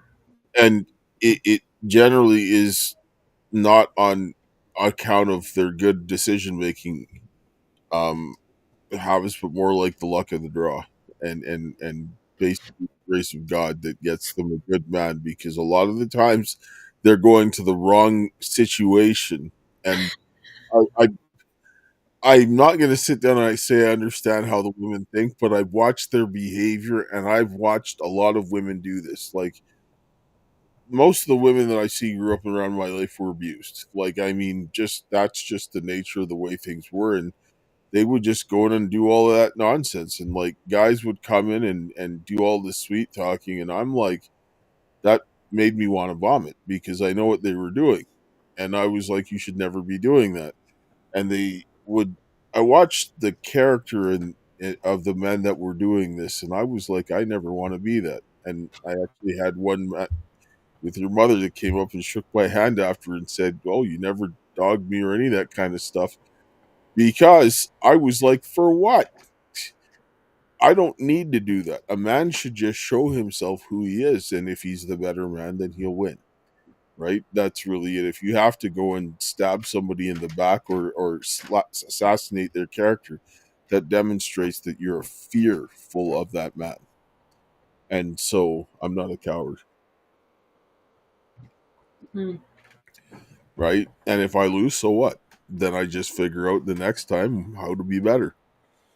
Yeah, Right? real. Like it's not that deep. It's not that serious. Like people cry about rejection. Like if you're a man that you're afraid of rejection, you need to slap yourself in the face. Honestly, go out and get beat up, and then you'll understand some difficulty, and then you won't be so worried about getting rejection because the things like that. I mean, they just help you grow, right? Nobody wants to go out and get rejected. Don't get me wrong, but working through it, you're gonna be a better man after that. So don't be afraid of being rejected. It's a part of life. Nobody gets 100% yeses ever. And sometimes you have to take a string of L's to get the win. That's just the way life goes sometimes. That's true. The string of bells actually prepare you for the win as well. Yes, the string of L's after a while, you just don't even care anymore.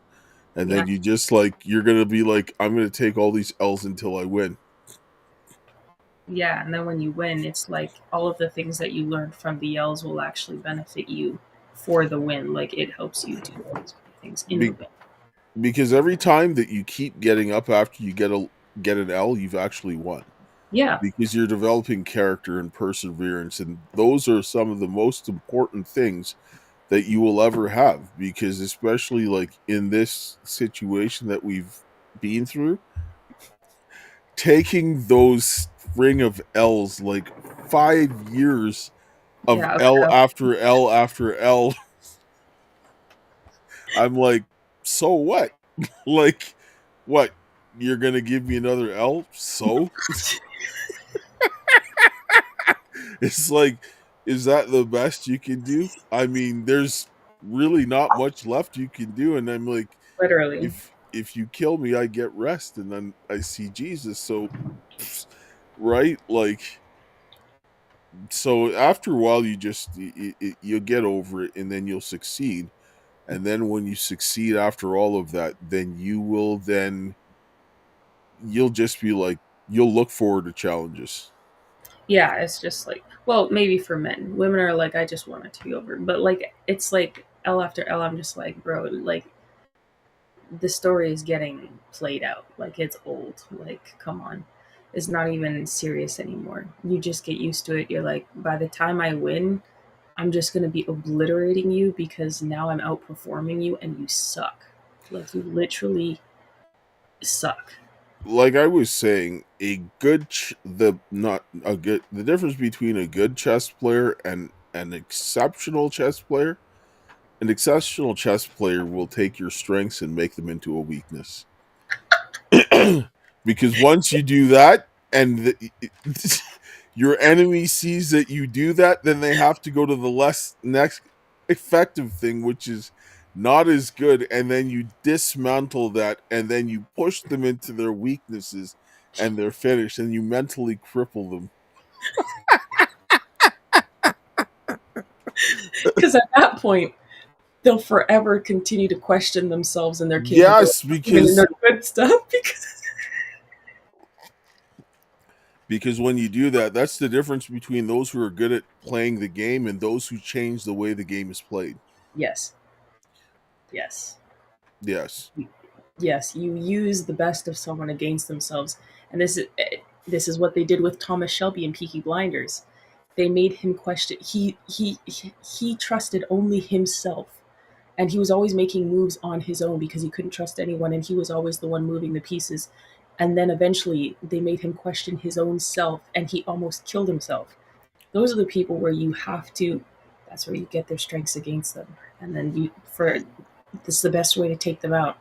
And then they'll start operating in their weaknesses, and then you win as soon Like as like all of those guys who went and memorized moves, I was like, you guys are idiots. retarded.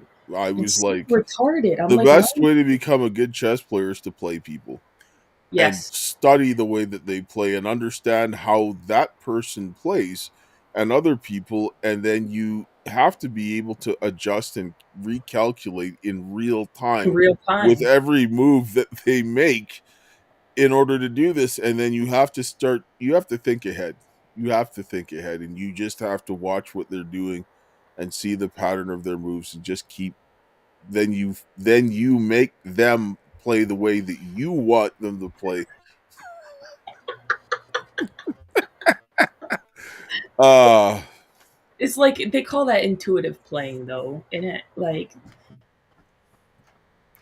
well, I mean, you're gonna know the moves, but a lot of the guys that it's practice the not. moves, if you do things that are just not according to these things that they practice, they just start to melt down. Yeah, they But do. you have to be able to look at the style of the person that you're playing and understand how they're playing the game. Yeah, like treating chess like memorization and just rolling out moves like automation, like a computer, is absolutely retarded. Like, you need to play based on understanding the patterns of the person in front of you, like you I, said, with the strengths and weaknesses, or else you're gonna screw yourself. Like, but you can't just be like, oh, this move makes the most mathematical sense. Like, nah, bro. yeah, that's why. I mean, this is why AI replaces a lot of what people do because they just go on rote. The whole aspect of even with a lot of things, people are like, "Oh, if I do X and Y and Z, then this person should do like ABA, right?" No, that's not the way people work. You have to treat each person like an individual and understand that person Yeah, to very figure personal. out what's gonna be effective to deal with them. Because somebody you could just come in and pick some roses, flower, dandelions in the garden, and they'll be happy with that. But somebody else, they'll want to punch you in the face. But So so what? I mean, some people you have to just understand each person, and this is Right. why going back to relationships, this is why, in order to effectively please a partner, you can only have one. And I don't care who you think you are, you're never going to be able to study somebody that's completely different than you to understand what they need if you're Yeah. dealing with multiple women or multiple men. You're deceiving yourself. Yeah. That is a weakness. Yeah, I was gonna say why you brought that up with the chess, because I was like, as much as I'm laughing and as much as I know that's true, because I can do that too. I'd never be able to do it with a man, especially not a man who's paying attention to me and cares about me. Like, that would just not fly. It would not be successful. That's where a lot of women get tripped up, especially those who are like either feminist or traumatized, just lower quality of thinking. They, especially if they're intelligent, they think that because they can, think these things or reason these things, that they can do those things with men, and that's also why they um jump from pod to pod. Women also don't understand the effect of what they're doing and how the outcome has. Like women They will often think, well, you shouldn't do this. That's great, you shouldn't do this. But what happens in reality? Right? Like I see women that yeah, they shouldn't do that. Well, I know that you shouldn't do that, but you have to take into account that people are some people are going to do that thing they shouldn't do, right? That's just the way life is. People make stupid decisions. We can't erase that. So, what do? You have to mitigate for those stupid decisions. Now, if you do something and provoke a guy, he shouldn't do that. But if you're with a guy that doesn't have self control, he might plow you in the face. And women that want to have men with loose boundaries to do certain things comes with considerable risk. A Yeah. man that's not disciplined that does these things, you're putting yourself in danger because if that man has a lack of boundaries in that area, there are definitely other areas in his life that he has lacks of boundaries. Men need boundaries and discipline because if we are unhinged and we become a weapon, that weapon gets turned against you because there's nothing that's going to damage a man more than a woman stabbing him in his heart. A man will take anything else, but a woman stabbing in his heart will drive him insane. And if I he's got don't no boundaries, no self control, I mean, know. Some guys out here are like ruthless. Like they really act like they could care less about what a woman does to them or not. Like they act like they don't care about they're women at all. lying. Like they're They're just lying.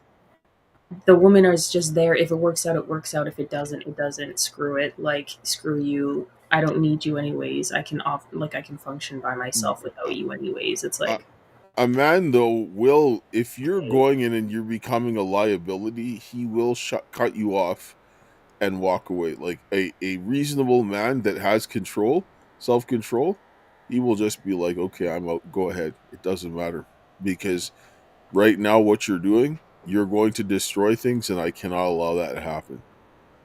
And so we we see things very differently. Like men will, they'll be in love with you, and you'll be doing something wrong, and they're like, this is not worth the risk. I yeah, have to cut I my say that. losses. I heard a guy say that. I was like, dang. Like Loki, I think the same way though, but probably not. Obviously, not in the same way men do. But I could genuinely love someone and be like, bye, because if you've become a liability, I'm not. We're not dying together. This is not Romeo and Juliet. It's like with my ex-wife tried to dangle my child youngest daughter and say, well, you know what, if you go help Kaysha, we're done. And I said, well, do what you got to do, but I'm not going to leave my child in that situation, because if that was our daughter, you wouldn't want this done. And I said, no. I said, do what you need to do. And at that point in time, I knew, like, men are like, women doing men ultimatums, worst thing to do, especially if it's a self-disciplined man, and you give him that kind of ultimatum, that man will walk out the door and he'll never come back. Never. Yeah, no, I don't do ultimatums either. If the ultimatum is this or die, just kill me. Just get it over with. Just kill me. Like because I'm not. We're not gonna. You're not gonna get the pleasure out of torturing me. You're just gonna just get it over with. Sorry, we're not you playing. you, you don't play, you don't gamble your relationship and things like that over some perceived want We can't or negotiate perceived with a need. terrorist. Yes, you can't have somebody that's trying to use your relationship as a means of control. Yeah, Ultimatums are very unhealthy. they're abusive because it takes away Yes, someone's free will. you're coercing them.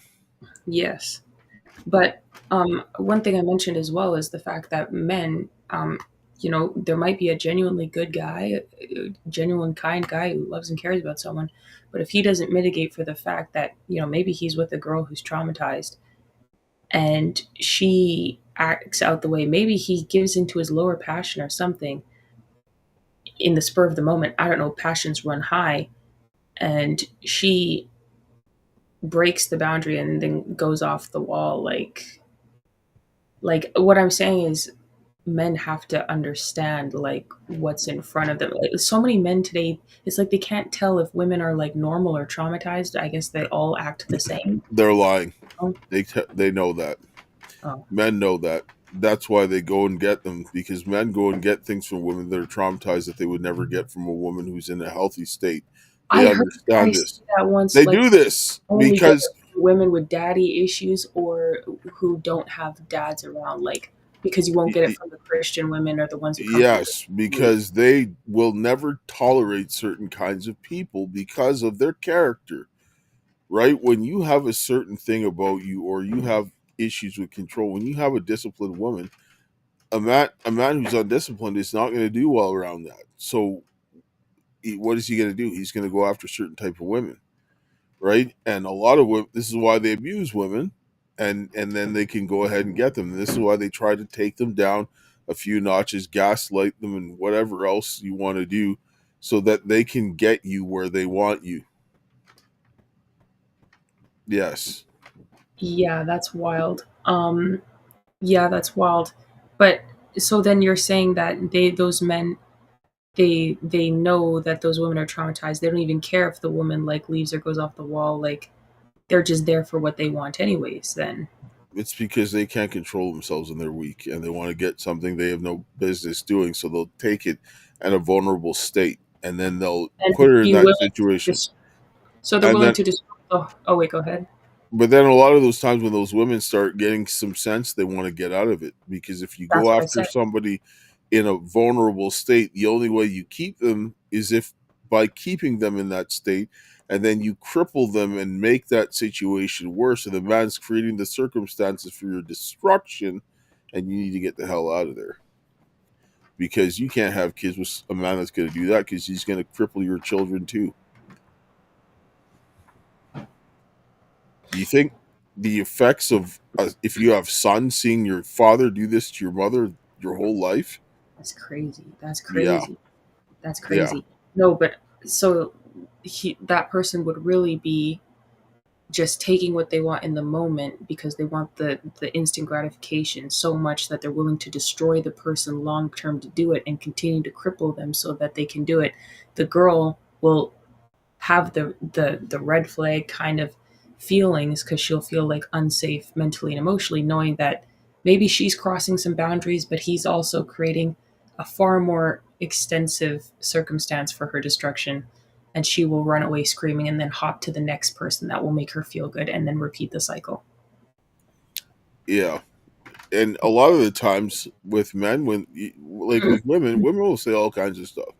A lot of the times, I'm just like, whatever, right? Because I'm like, you'll see, right? Like, I don't need to tell you, I'll just show you, right? Like, that's Yeah. really it. Because why argue? Because it's just going to go back and forth and escalate the situation. It doesn't get you anywhere. And it's like, well, you can say what you want, but when it comes down to doing stuff, who's doing it, right? Make Try to force a man that's disciplined to do something that they don't want to do, and see how far you get, right? A man who's disciplined won't even like answer. Like if he doesn't want to answer something, he's just not going to answer. He's just not going to respond. He's just going to be like, well, like for whatever reason, like I'm a big man. I do what I want. Like I don't know. Like men just are like that. You cannot force men to do like actual men to do or say what they do not want to do or say. And that's a very good thing. Women actually like seeing stuff like that, but they can do it without even having the conflict, which is crazy because a lot of men like it puts the red pill men to shame because it's like you clearly don't know how to get what you want out of women in a positive or a negative way because all you're doing is here complaining and insulting, throwing insults back and forth with women instead of like having a genuine conversation with them and trying to bring out the best in them, which means they actually don't understand all the pieces on the board. They don't even understand the strengths and weaknesses of the person sitting in front of them, not male or female. And then they're throwing darts, like they're doing the memorization where they're like, I'll play this here because they played that piece here. And when they play a different piece, they're out of sorts because they're like, oh, I didn't expect them to play that piece. And they're playing against your strengths and weaknesses as opposed to you doing to them. And now you're playing their game instead of them playing yours. I watched men that chased women my whole life, right? It's not like I wasn't able to talk to women, but I did not spend my days chasing women. I watched these guys waste inordinate amounts of time. And I was like, sure, you got a lot of women and stuff. You might have got some STDs, but where did you get in life? Right? Where are you? What character did you build? Like, and it's not talking about financial success or any of that stuff, but it's like, what did you do to better yourself? What growth did you have? Like, well, I slept with 1,000 women. So what? How is that going to make you a better man? You might sit down and say you might be able to please a woman from all these things that you learned from other women rather than learning what she actually wanted and making that with her. But beside the point, what did you do for yourself? Because you only have so much time in a day. You only have so much energy to expend on doing things. And when you spent most of that stuff indulging in pleasure, you're not building your character necessary for as a man. And I see a lot of those guys. This is why a lot of the guys that go ahead and chase women, they will just squawk in a way that makes me want to punch them in the face. They do, because they spend that amount of time. You can't spend that amount of time chasing women and be productive in that, and it will cause a weakness. While even though you're disciplined in other areas, if you're not disciplined there, you're finished. If you're undisciplined with women, you will get snared and they can take you down at almost any point in time.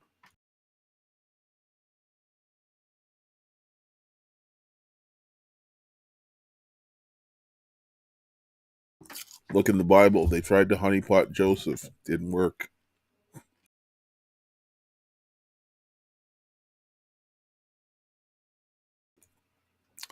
He might have went to jail, but what ended up happening? I mean, right?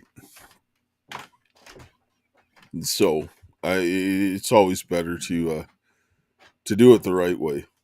Get that discipline. It pays off. You may not get what you want right away, but it's better to be patient and do things, because the more men that do this, the women are going to have to respond in kind. Because when these women are running up to men that are disciplined and they don't budge for what they do and they let their actions speak and they want to do that stuff and then you just get up, I'm done, they're going to start learning, because men are going to be doing this way and women will follow the lead. And women don't have any, yeah, they will follow the lead, but women don't have any concept of fear of losing good men anymore because they have no idea. Like, they have no idea the understanding of the value of like men when they see them or talk to them. So they're just like, la da da da da. Like, I'll find another guy like this. And I'm just sitting there like, how do I not make the wrong approach for literally breathing, even down to breathing oxygen?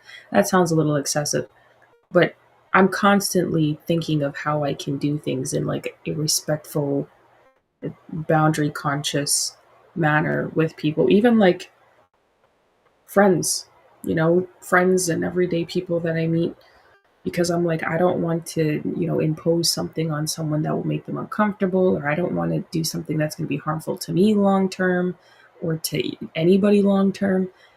I want to make sure that I can preserve the integrity of the relationships that I'm creating.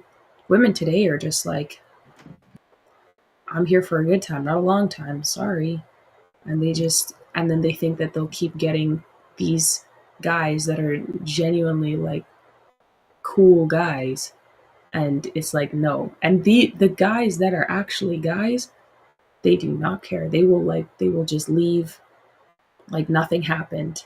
And then it's just like, you're not gonna find that again. You're not gonna, like, there's a possibility, but the probability is exceptionally low.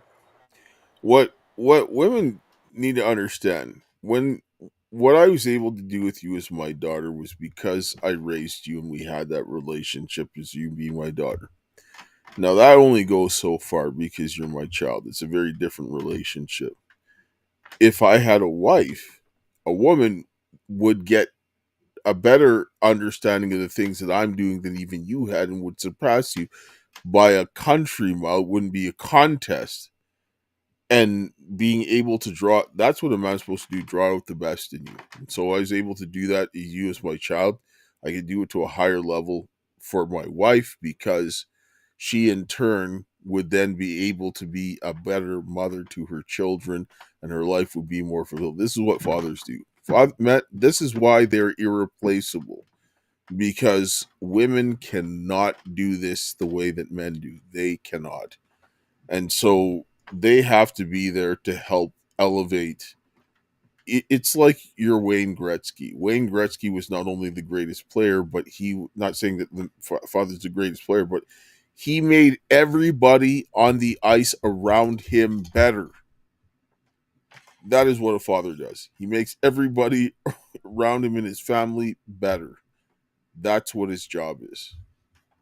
He doesn't always have to be the one who scores all the flashy goals, but he makes everybody play better around him. It's really what they do.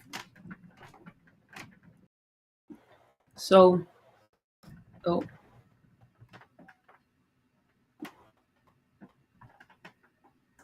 What?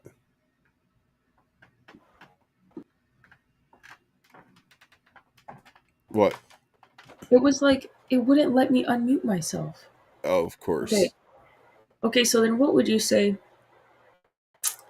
uh is the overall solution for, like, cuz I'm I talked about, like, again, obviously a lot of these women are acting out the way like this because they're numb, and then all of a sudden they have a moment where they can come down, and then they start feeling things, and then they ride the wave. It feels like pure um crack cocaine, and it's like an addiction, and they're like going off of that, um and they're just, I guess, wiling out. And whether that be in anger or happiness or excitement or lower passions or whatever, what is like the solution? Because I guess we addressed a lot of problems. What is the You, solution? you got to I start. did see boundaries and men creating those, but You can't just go. You have to restrain yourself, even when you're getting into a good situation. The reason being, it's like if you were, like I was telling you earlier, if you were, dying of thirst, literally, and then they're bringing yeah, you to water. If you go and drink as much water as you wanted to satisfy your thirst, you'd kill yourself. yeah, You I told can't them. do that. You have to slowly hydrate yourself. And so when you're coming in that situation, you have to pace yourself, because you will get overwhelmed with emotion. Because if you're in a situation where you're traumatized, you're numb for a while, you're gonna reach the right guy, and he's gonna look at things, but he might hit something unintentionally, that, you know what I mean, because obviously we're not God, we're still human beings. Might hit something unintentionally, that all the stuff comes out, boom, right? Or something happens and it triggers something, and all of this comes out, right, from some past experience that you had, who knows, whatever. But if all of this comes out, then you're just going to be dealing with a flood. So you want to take your time, because some of these things are going to happen.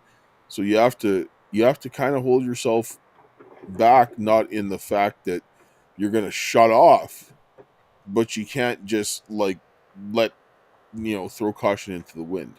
And then you have to process and think through what is going on with you and your emotions, because your emotions, they tell you something is going on.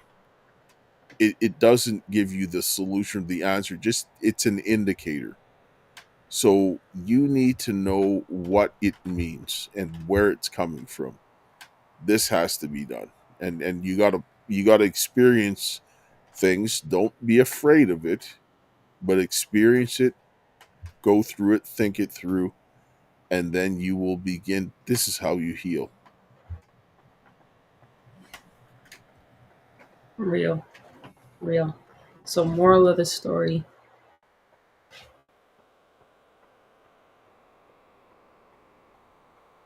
Is that you can't go to the person that just makes you feel good all the time.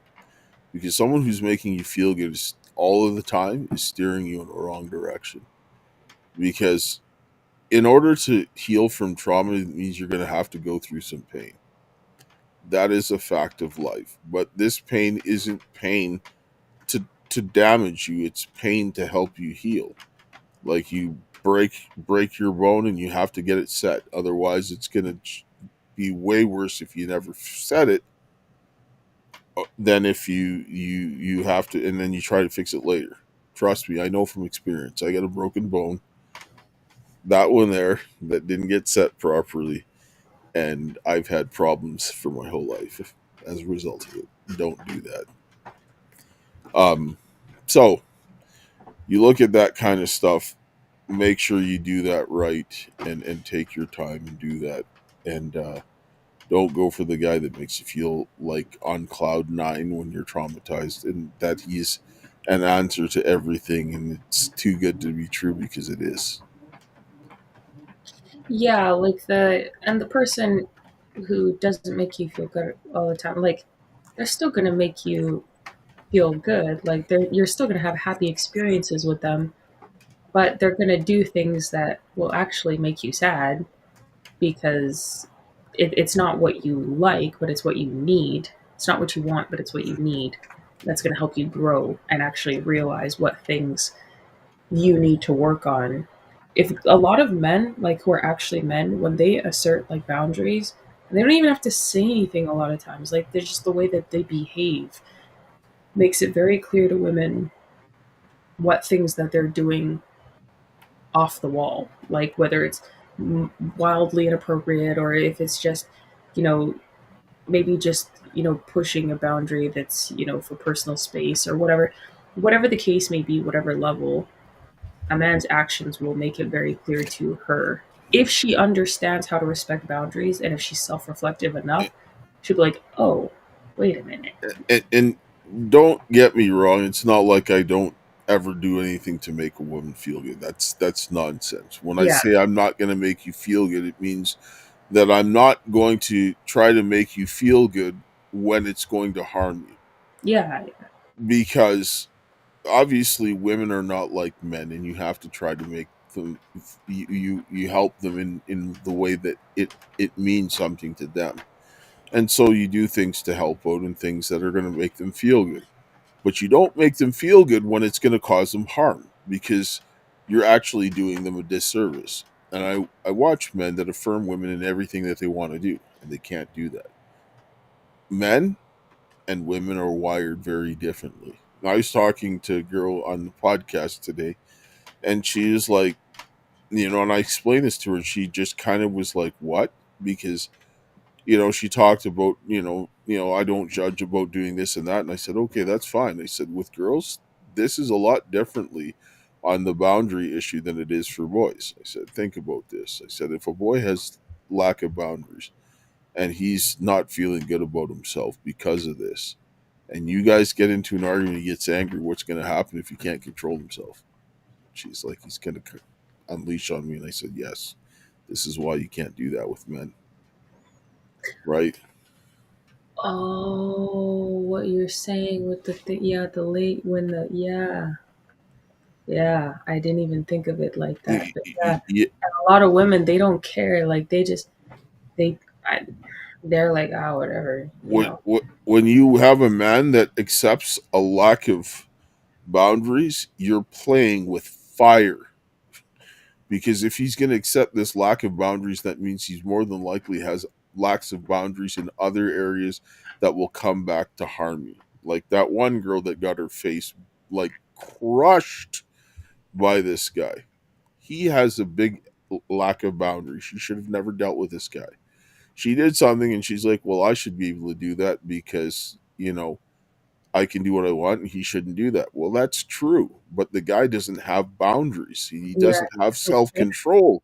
So then what happened? Got you thought, you're like, well, that shouldn't happen because it's not right. You did something that irritated him. What he did was wrong, don't get me wrong, but he has no self-control, right? And you found out the hard way that he doesn't, which is terrible, thing, yeah, because the guy could have killed her, Yeah. right? Like, that is not the way, like, no, like, this is why men have to have discipline so they don't do things like that. Because even though she did something that was irritating to him, and if he had walked away, people would have probably said that she was doing him dirty. But then he went and tried to kill her.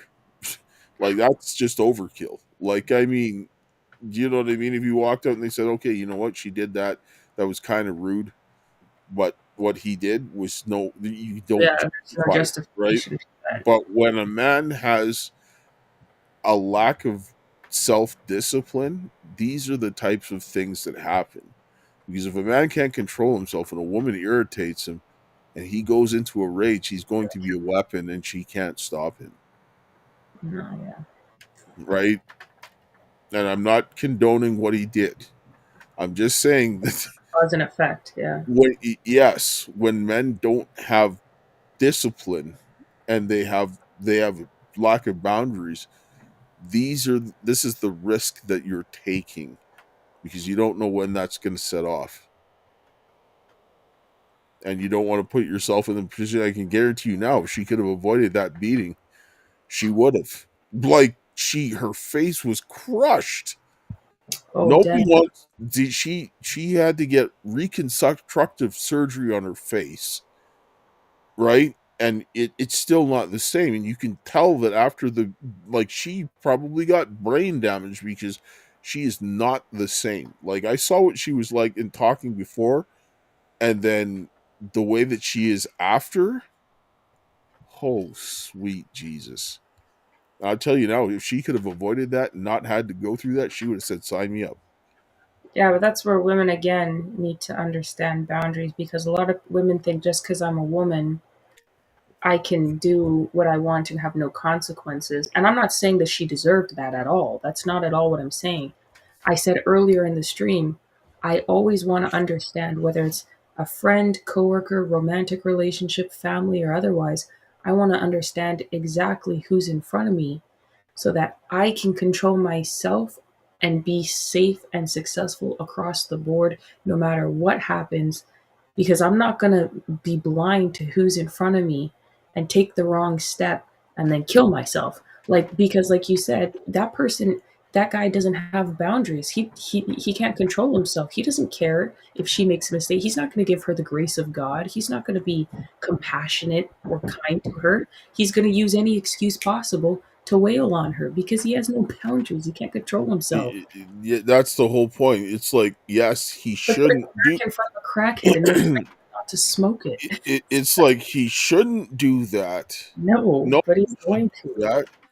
But some people who cannot control themselves will do that It's like putting your because child in they. front of a rapist and expecting them not to rape your kid. Well, and that's the whole thing. You don't. They a lot of these they don't know until It happened they end up happening, and this is where you're rolling the dice in a very risky very manner. dangerously. Yeah. That like, I mean, knowing that you're being a woman, I would never want to be put in that position. Like, I would never, knowing as a man how this affects men, I would never want to be put in a position like that if I was a woman. And so then when women do this and they try to get this is why having a positive man in your life that can help you, that is like your family, which is why it's important. Well, the Bible says don't prostitute your daughters, because if you abandon your kid and don't help guide them, you're effectively doing that. And then put them into situations like this where they have to go through something like that. And the consequences of that don't, like, I mean, you don't want those consequences, because what she did, she got a consequence that was way worse than what she did. Like, I mean, what it's not even it. It doesn't even match. Like the Yeah, consequence yes, doesn't even match the disrespect. Yeah. that's like trying to shoot your kid for stealing a cookie from the cookie jar, right? That's it, it's nuts, but Yeah. that's what happens when men are undisciplined. Yep. That is the risk that not every man is going to be that way, but that's a risk that you take. And that's what I'm saying. It's not a reasonable risk. Like don't get men to push away their boundaries or to lack discipline and go Yeah, based on how they feel, because those kinds of men are what results when you do that to men. So that's why I women, said. Oh, don't sorry. do that.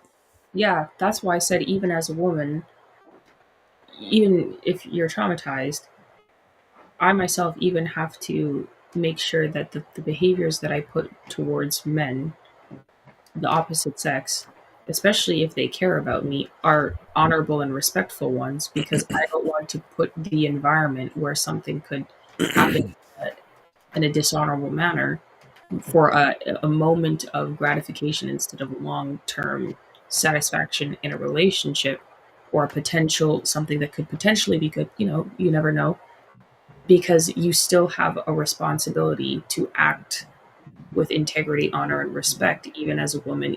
You need to find a way to understand those boundaries so you don't consistently ruin relationships with people. And this is why also I said the traditional courtship where they go through your father is important because, like you said, your father's not going to prostitute his daughter. Well, not a reasonable one, at least. Not one who loves God and his family.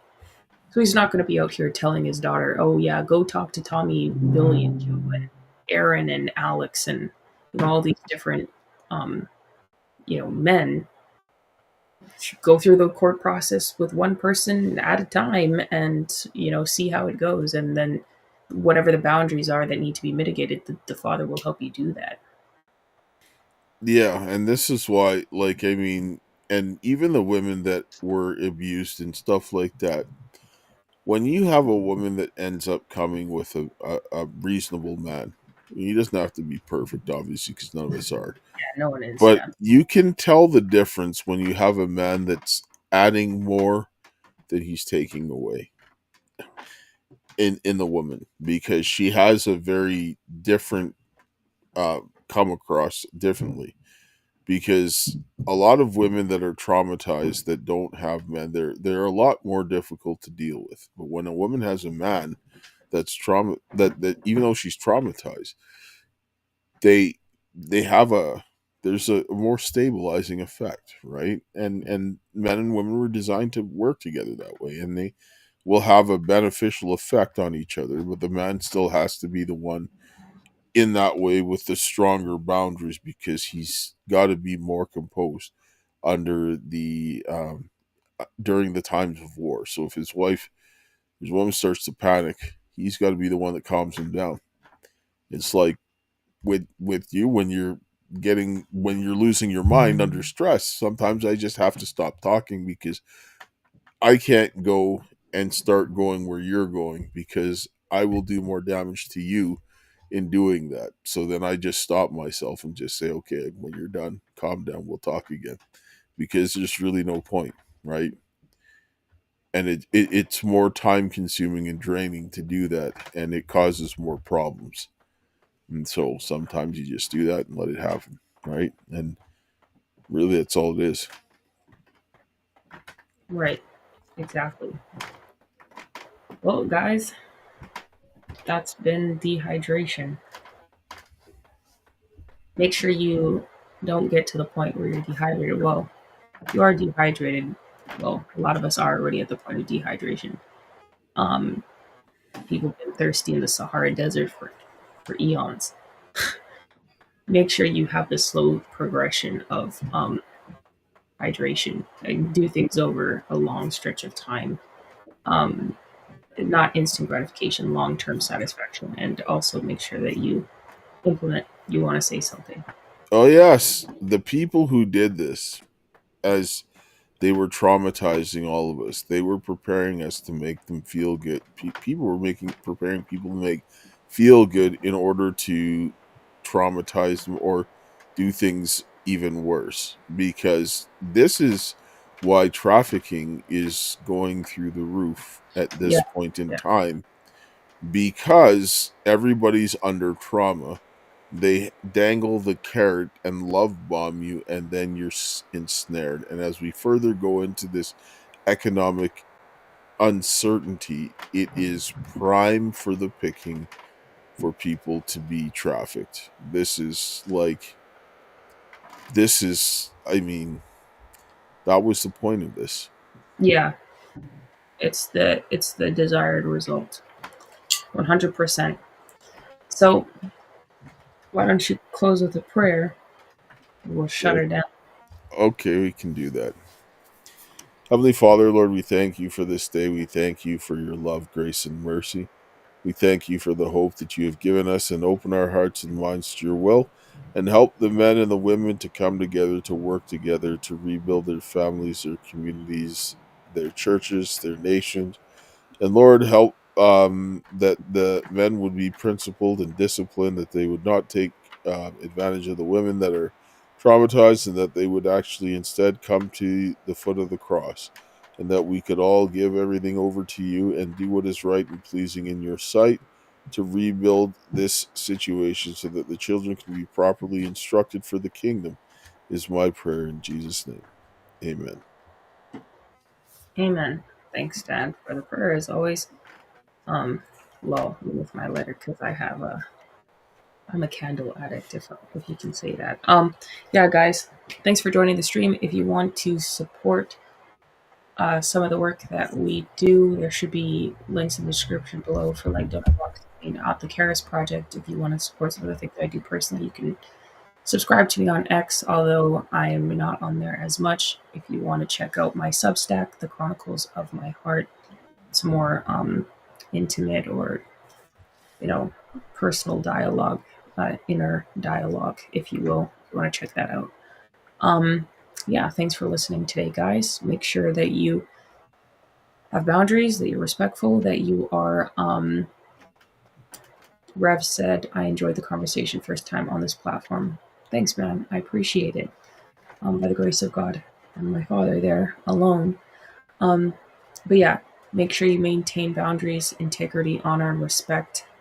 Um, I guess men, my dad already told you. I don't need to tell you.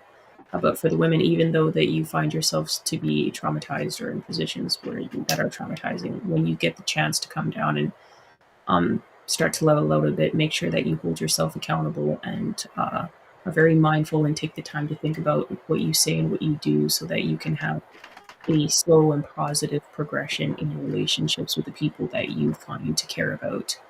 Um, because you will sorely regret it if you make the decisions that bring about uh, the end or finality of the very things that you sought out the entirety of your life. So you said, I teach women that we cannot heal from what we have not had the courage to reveal.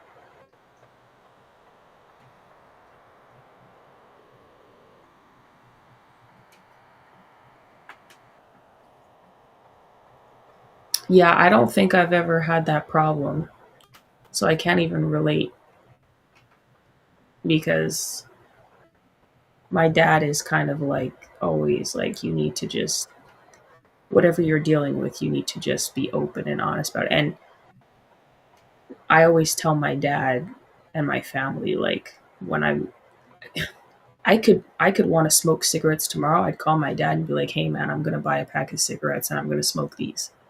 And he'd be like, no, no, what's wrong with you? Why? Why? He would ask me 10 times why. And I just, so I'm the kind of person, if I was on my way to smoke crack, I would call my dad and be like, hey, bruh, I'm sorry to tell you, but I'm about to go pick up this stuff. I got to move this weight. I've never done anything like that, but I know myself, I would do that. There's no such thing as can't heal from things you don't have the courage to reveal. I'm revealing it. I'm snitching on myself before I do it because I want to hear from him what his perspective is. I can know it's wrong. I already know it's wrong. I want to hear what he's going to tell me about the circumstances of what I'm doing and the long term consequences. I have an idea, but sometimes he presents things to me in a way that I didn't really consider, even though I already know it's wrong. But I'm doing it because I'm like, it's not that bad. I'm just affecting myself. And my dad will explain something to me in a way where I'm like, oh no, I'm affecting too many people by doing this. I thought it was just hurting myself. And then later I'm like, no, no, no, I can't justify doing this because I see how it affects everything across the board. And I'm like, no, that's selfish. You said many women that I've met are afraid to discuss the trauma that they've experienced.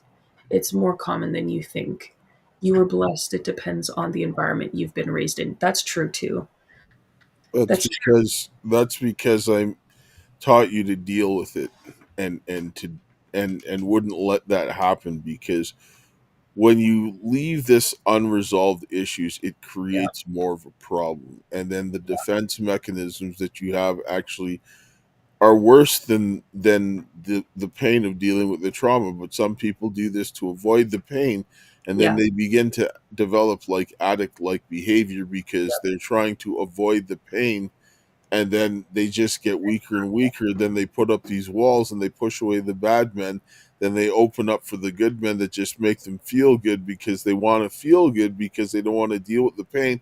And they come for this totally bad cycle. And this is why a good man will not love bomb you or make you feel Yeah. good. And when I watch these men affirming these women and everything that they do, I'm like, you are a snake. Yeah. Snake in the grass. Because this is why I also like men who are consistent. Dude, they're gonna tell you they're gonna their actions are gonna be consistent. They're not gonna love bomb you. They're gonna be normal. Like you can see that you're a better person just by interacting with them. Like just any environment really. Like they're going to be decent human beings. Like you can tell the difference. And you like I don't know, the men I don't trust men who just always make you feel good. The people who can straight up tell you like, "Oh no, this is wrong. What you did was wrong," or "I don't appreciate what you did," or "You could have been better in this area," or their actions show it. That's a good person, man or woman, but more more noted like when men do it because obviously they're creating circumstances or whatever. But yeah, I I uh I can't be with that like not revealing. I'm snitching on myself, and when I get married, I'll do the Well, same thing with my husband. it's because Like I told you that I rewarded you for telling the truth, and I made exactly. taught that it was worse to lie because if you lie, I can't help you. Then you get yourself in a bad situation, and then what? Right? Like I'm like, don't do that. Just Yeah, like whatever. Don't go to little Jane in the park who's as dumb as you are to fix this situation because you guys are dumb and dumber, right? Like that's I know what I was like when I was a kid and the friends around me, like they were idiots. We were all idiots, yep. right? Said I can't remember most of my childhood because of trauma, but once allowed God to heal me, I reacted in certain ways that I could explain. I had triggers that were tied to childhood trauma that I had not addressed. Your guess is correct. When we don't address our issues, we make things worse. Well, yeah, my dad, that's my dad, by the way. My dad, this is exactly why he taught me to address things and told me to talk things through with him before I do things when I in the future, when I get married, hopefully I will do the same thing with my husband and raise my children the same way so that they can see healthy communication between parents and then the children will learn that healthy communication with their parents and I won't have to worry about them hiding things behind my back because if they want to do something that's incredibly stupid, I will trust that I've built such a strong relationship with them of love and grace and mercy and still discipline that they will come to me and be like, hey, you might not like this, but this is what I'm thinking about doing, or this is what I already did. And I might be like, I don't like it. You're going to get a consequence, but here's how we can fix it, you know? And not coming at them sideways or beating them across the head. Like, because the more you make a child feel like there's a fear, maybe it's not fear of consequence, but not fear of like judgment, if that makes sense. I don't know. Like I feel like I could, like I said, if I wanted to go buy a pack of cigarettes or crack cocaine tomorrow, I could call my dad and he could be disappointed. That would make me feel really bad. But he would reason with me. I could trust that he would at least try to reason with me, and he would be like, why, why, like 10 times, like, why? And, we would have a rational discussion about it. And whatever I did is, what I would probably do, but then I would have to deal with my own consequences. And he'd just be like, hey, like, I can't save you. Like I told you. Said your dad has probably heard the saying, what happens in this house stays in this house, which effectively taught women to stay quiet about pain, abuse, or trauma. Not in our house. Not in our house. Well, you don't have to scream to the neighbor, but we're gonna fix the situation. Things don't get like, because obviously people are judgmental, right? Like you Yeah. don't need to tell everything to everybody, but I mean, at the end of the day, you have to fix problems. You don't Yeah. just go in there and beat the hell out of your kid and say stay quiet about it. That's nonsense, Yeah. right? That's Like, that's disgusting. The only people who say keep this a secret is predators.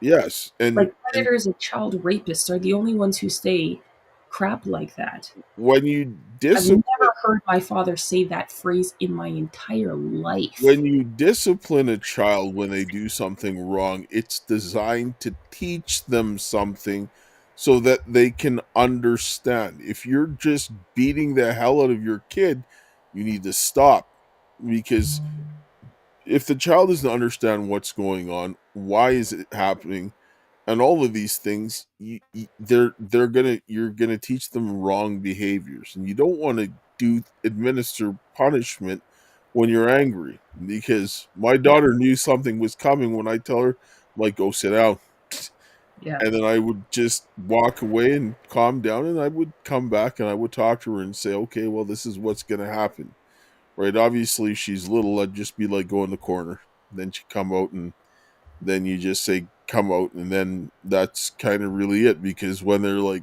two, they don't have a very long attention span, right?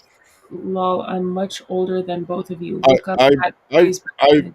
This was I've common. heard that I've heard that phrase. Don't get me I'm wrong. not I've saying I heard it haven't heard before. it. I'm just saying my father never said anything like that to me because he didn't like he wasn't. Why would you? The only abusive people say stuff like that. I'm not saying that it They doesn't a exist. lot of people are more were concerned about appearances rather than Expectation. actually being Exactly. what's getting done, and that's That's a predator's mindset. that's why, if you actually, this is why we have the problems that we have, is because a lot of that prevailing thinking was not fixing the problem, and they were just like, do this or else, and you just keep your mouth shut and you just suck it up and deal with it. That's really not really the way that you need to do that. Like, when you're kids, you deal with them age appropriately, right? Sure, when the boys are getting older and you're slacking off and you're giving them some discipline, yeah, you got to suck it up and deal with it, because you need to become a man. But that's not because you're torturing the kid, you're teaching them perseverance. Exactly. But yeah. Anyways, Yeah. yeah. So it's not anything that really, yeah, concerns me. Well, that's all good, though. Thanks for the questions. I mean, the comments are good. Yeah. Um, Deal with your trauma, guys. You can't hide things like. And if someone wants you to hide something, then you definitely need to tell someone because you're being abused. Like it's a different thing if you have a problem between a husband and wife. It's not abusive. It's just a regular disagreement between like a couple, like, even with your boyfriend or your husband or your wife or whatever. You shouldn't share all your problems with people. But if you're being abused, you need to tell somebody. You need help. Like you shouldn't be hiding abuse because that's your life is literally at risk. Like what the hell. Anyways, yeah, thanks for the question, guys. Anyways, guys, respect.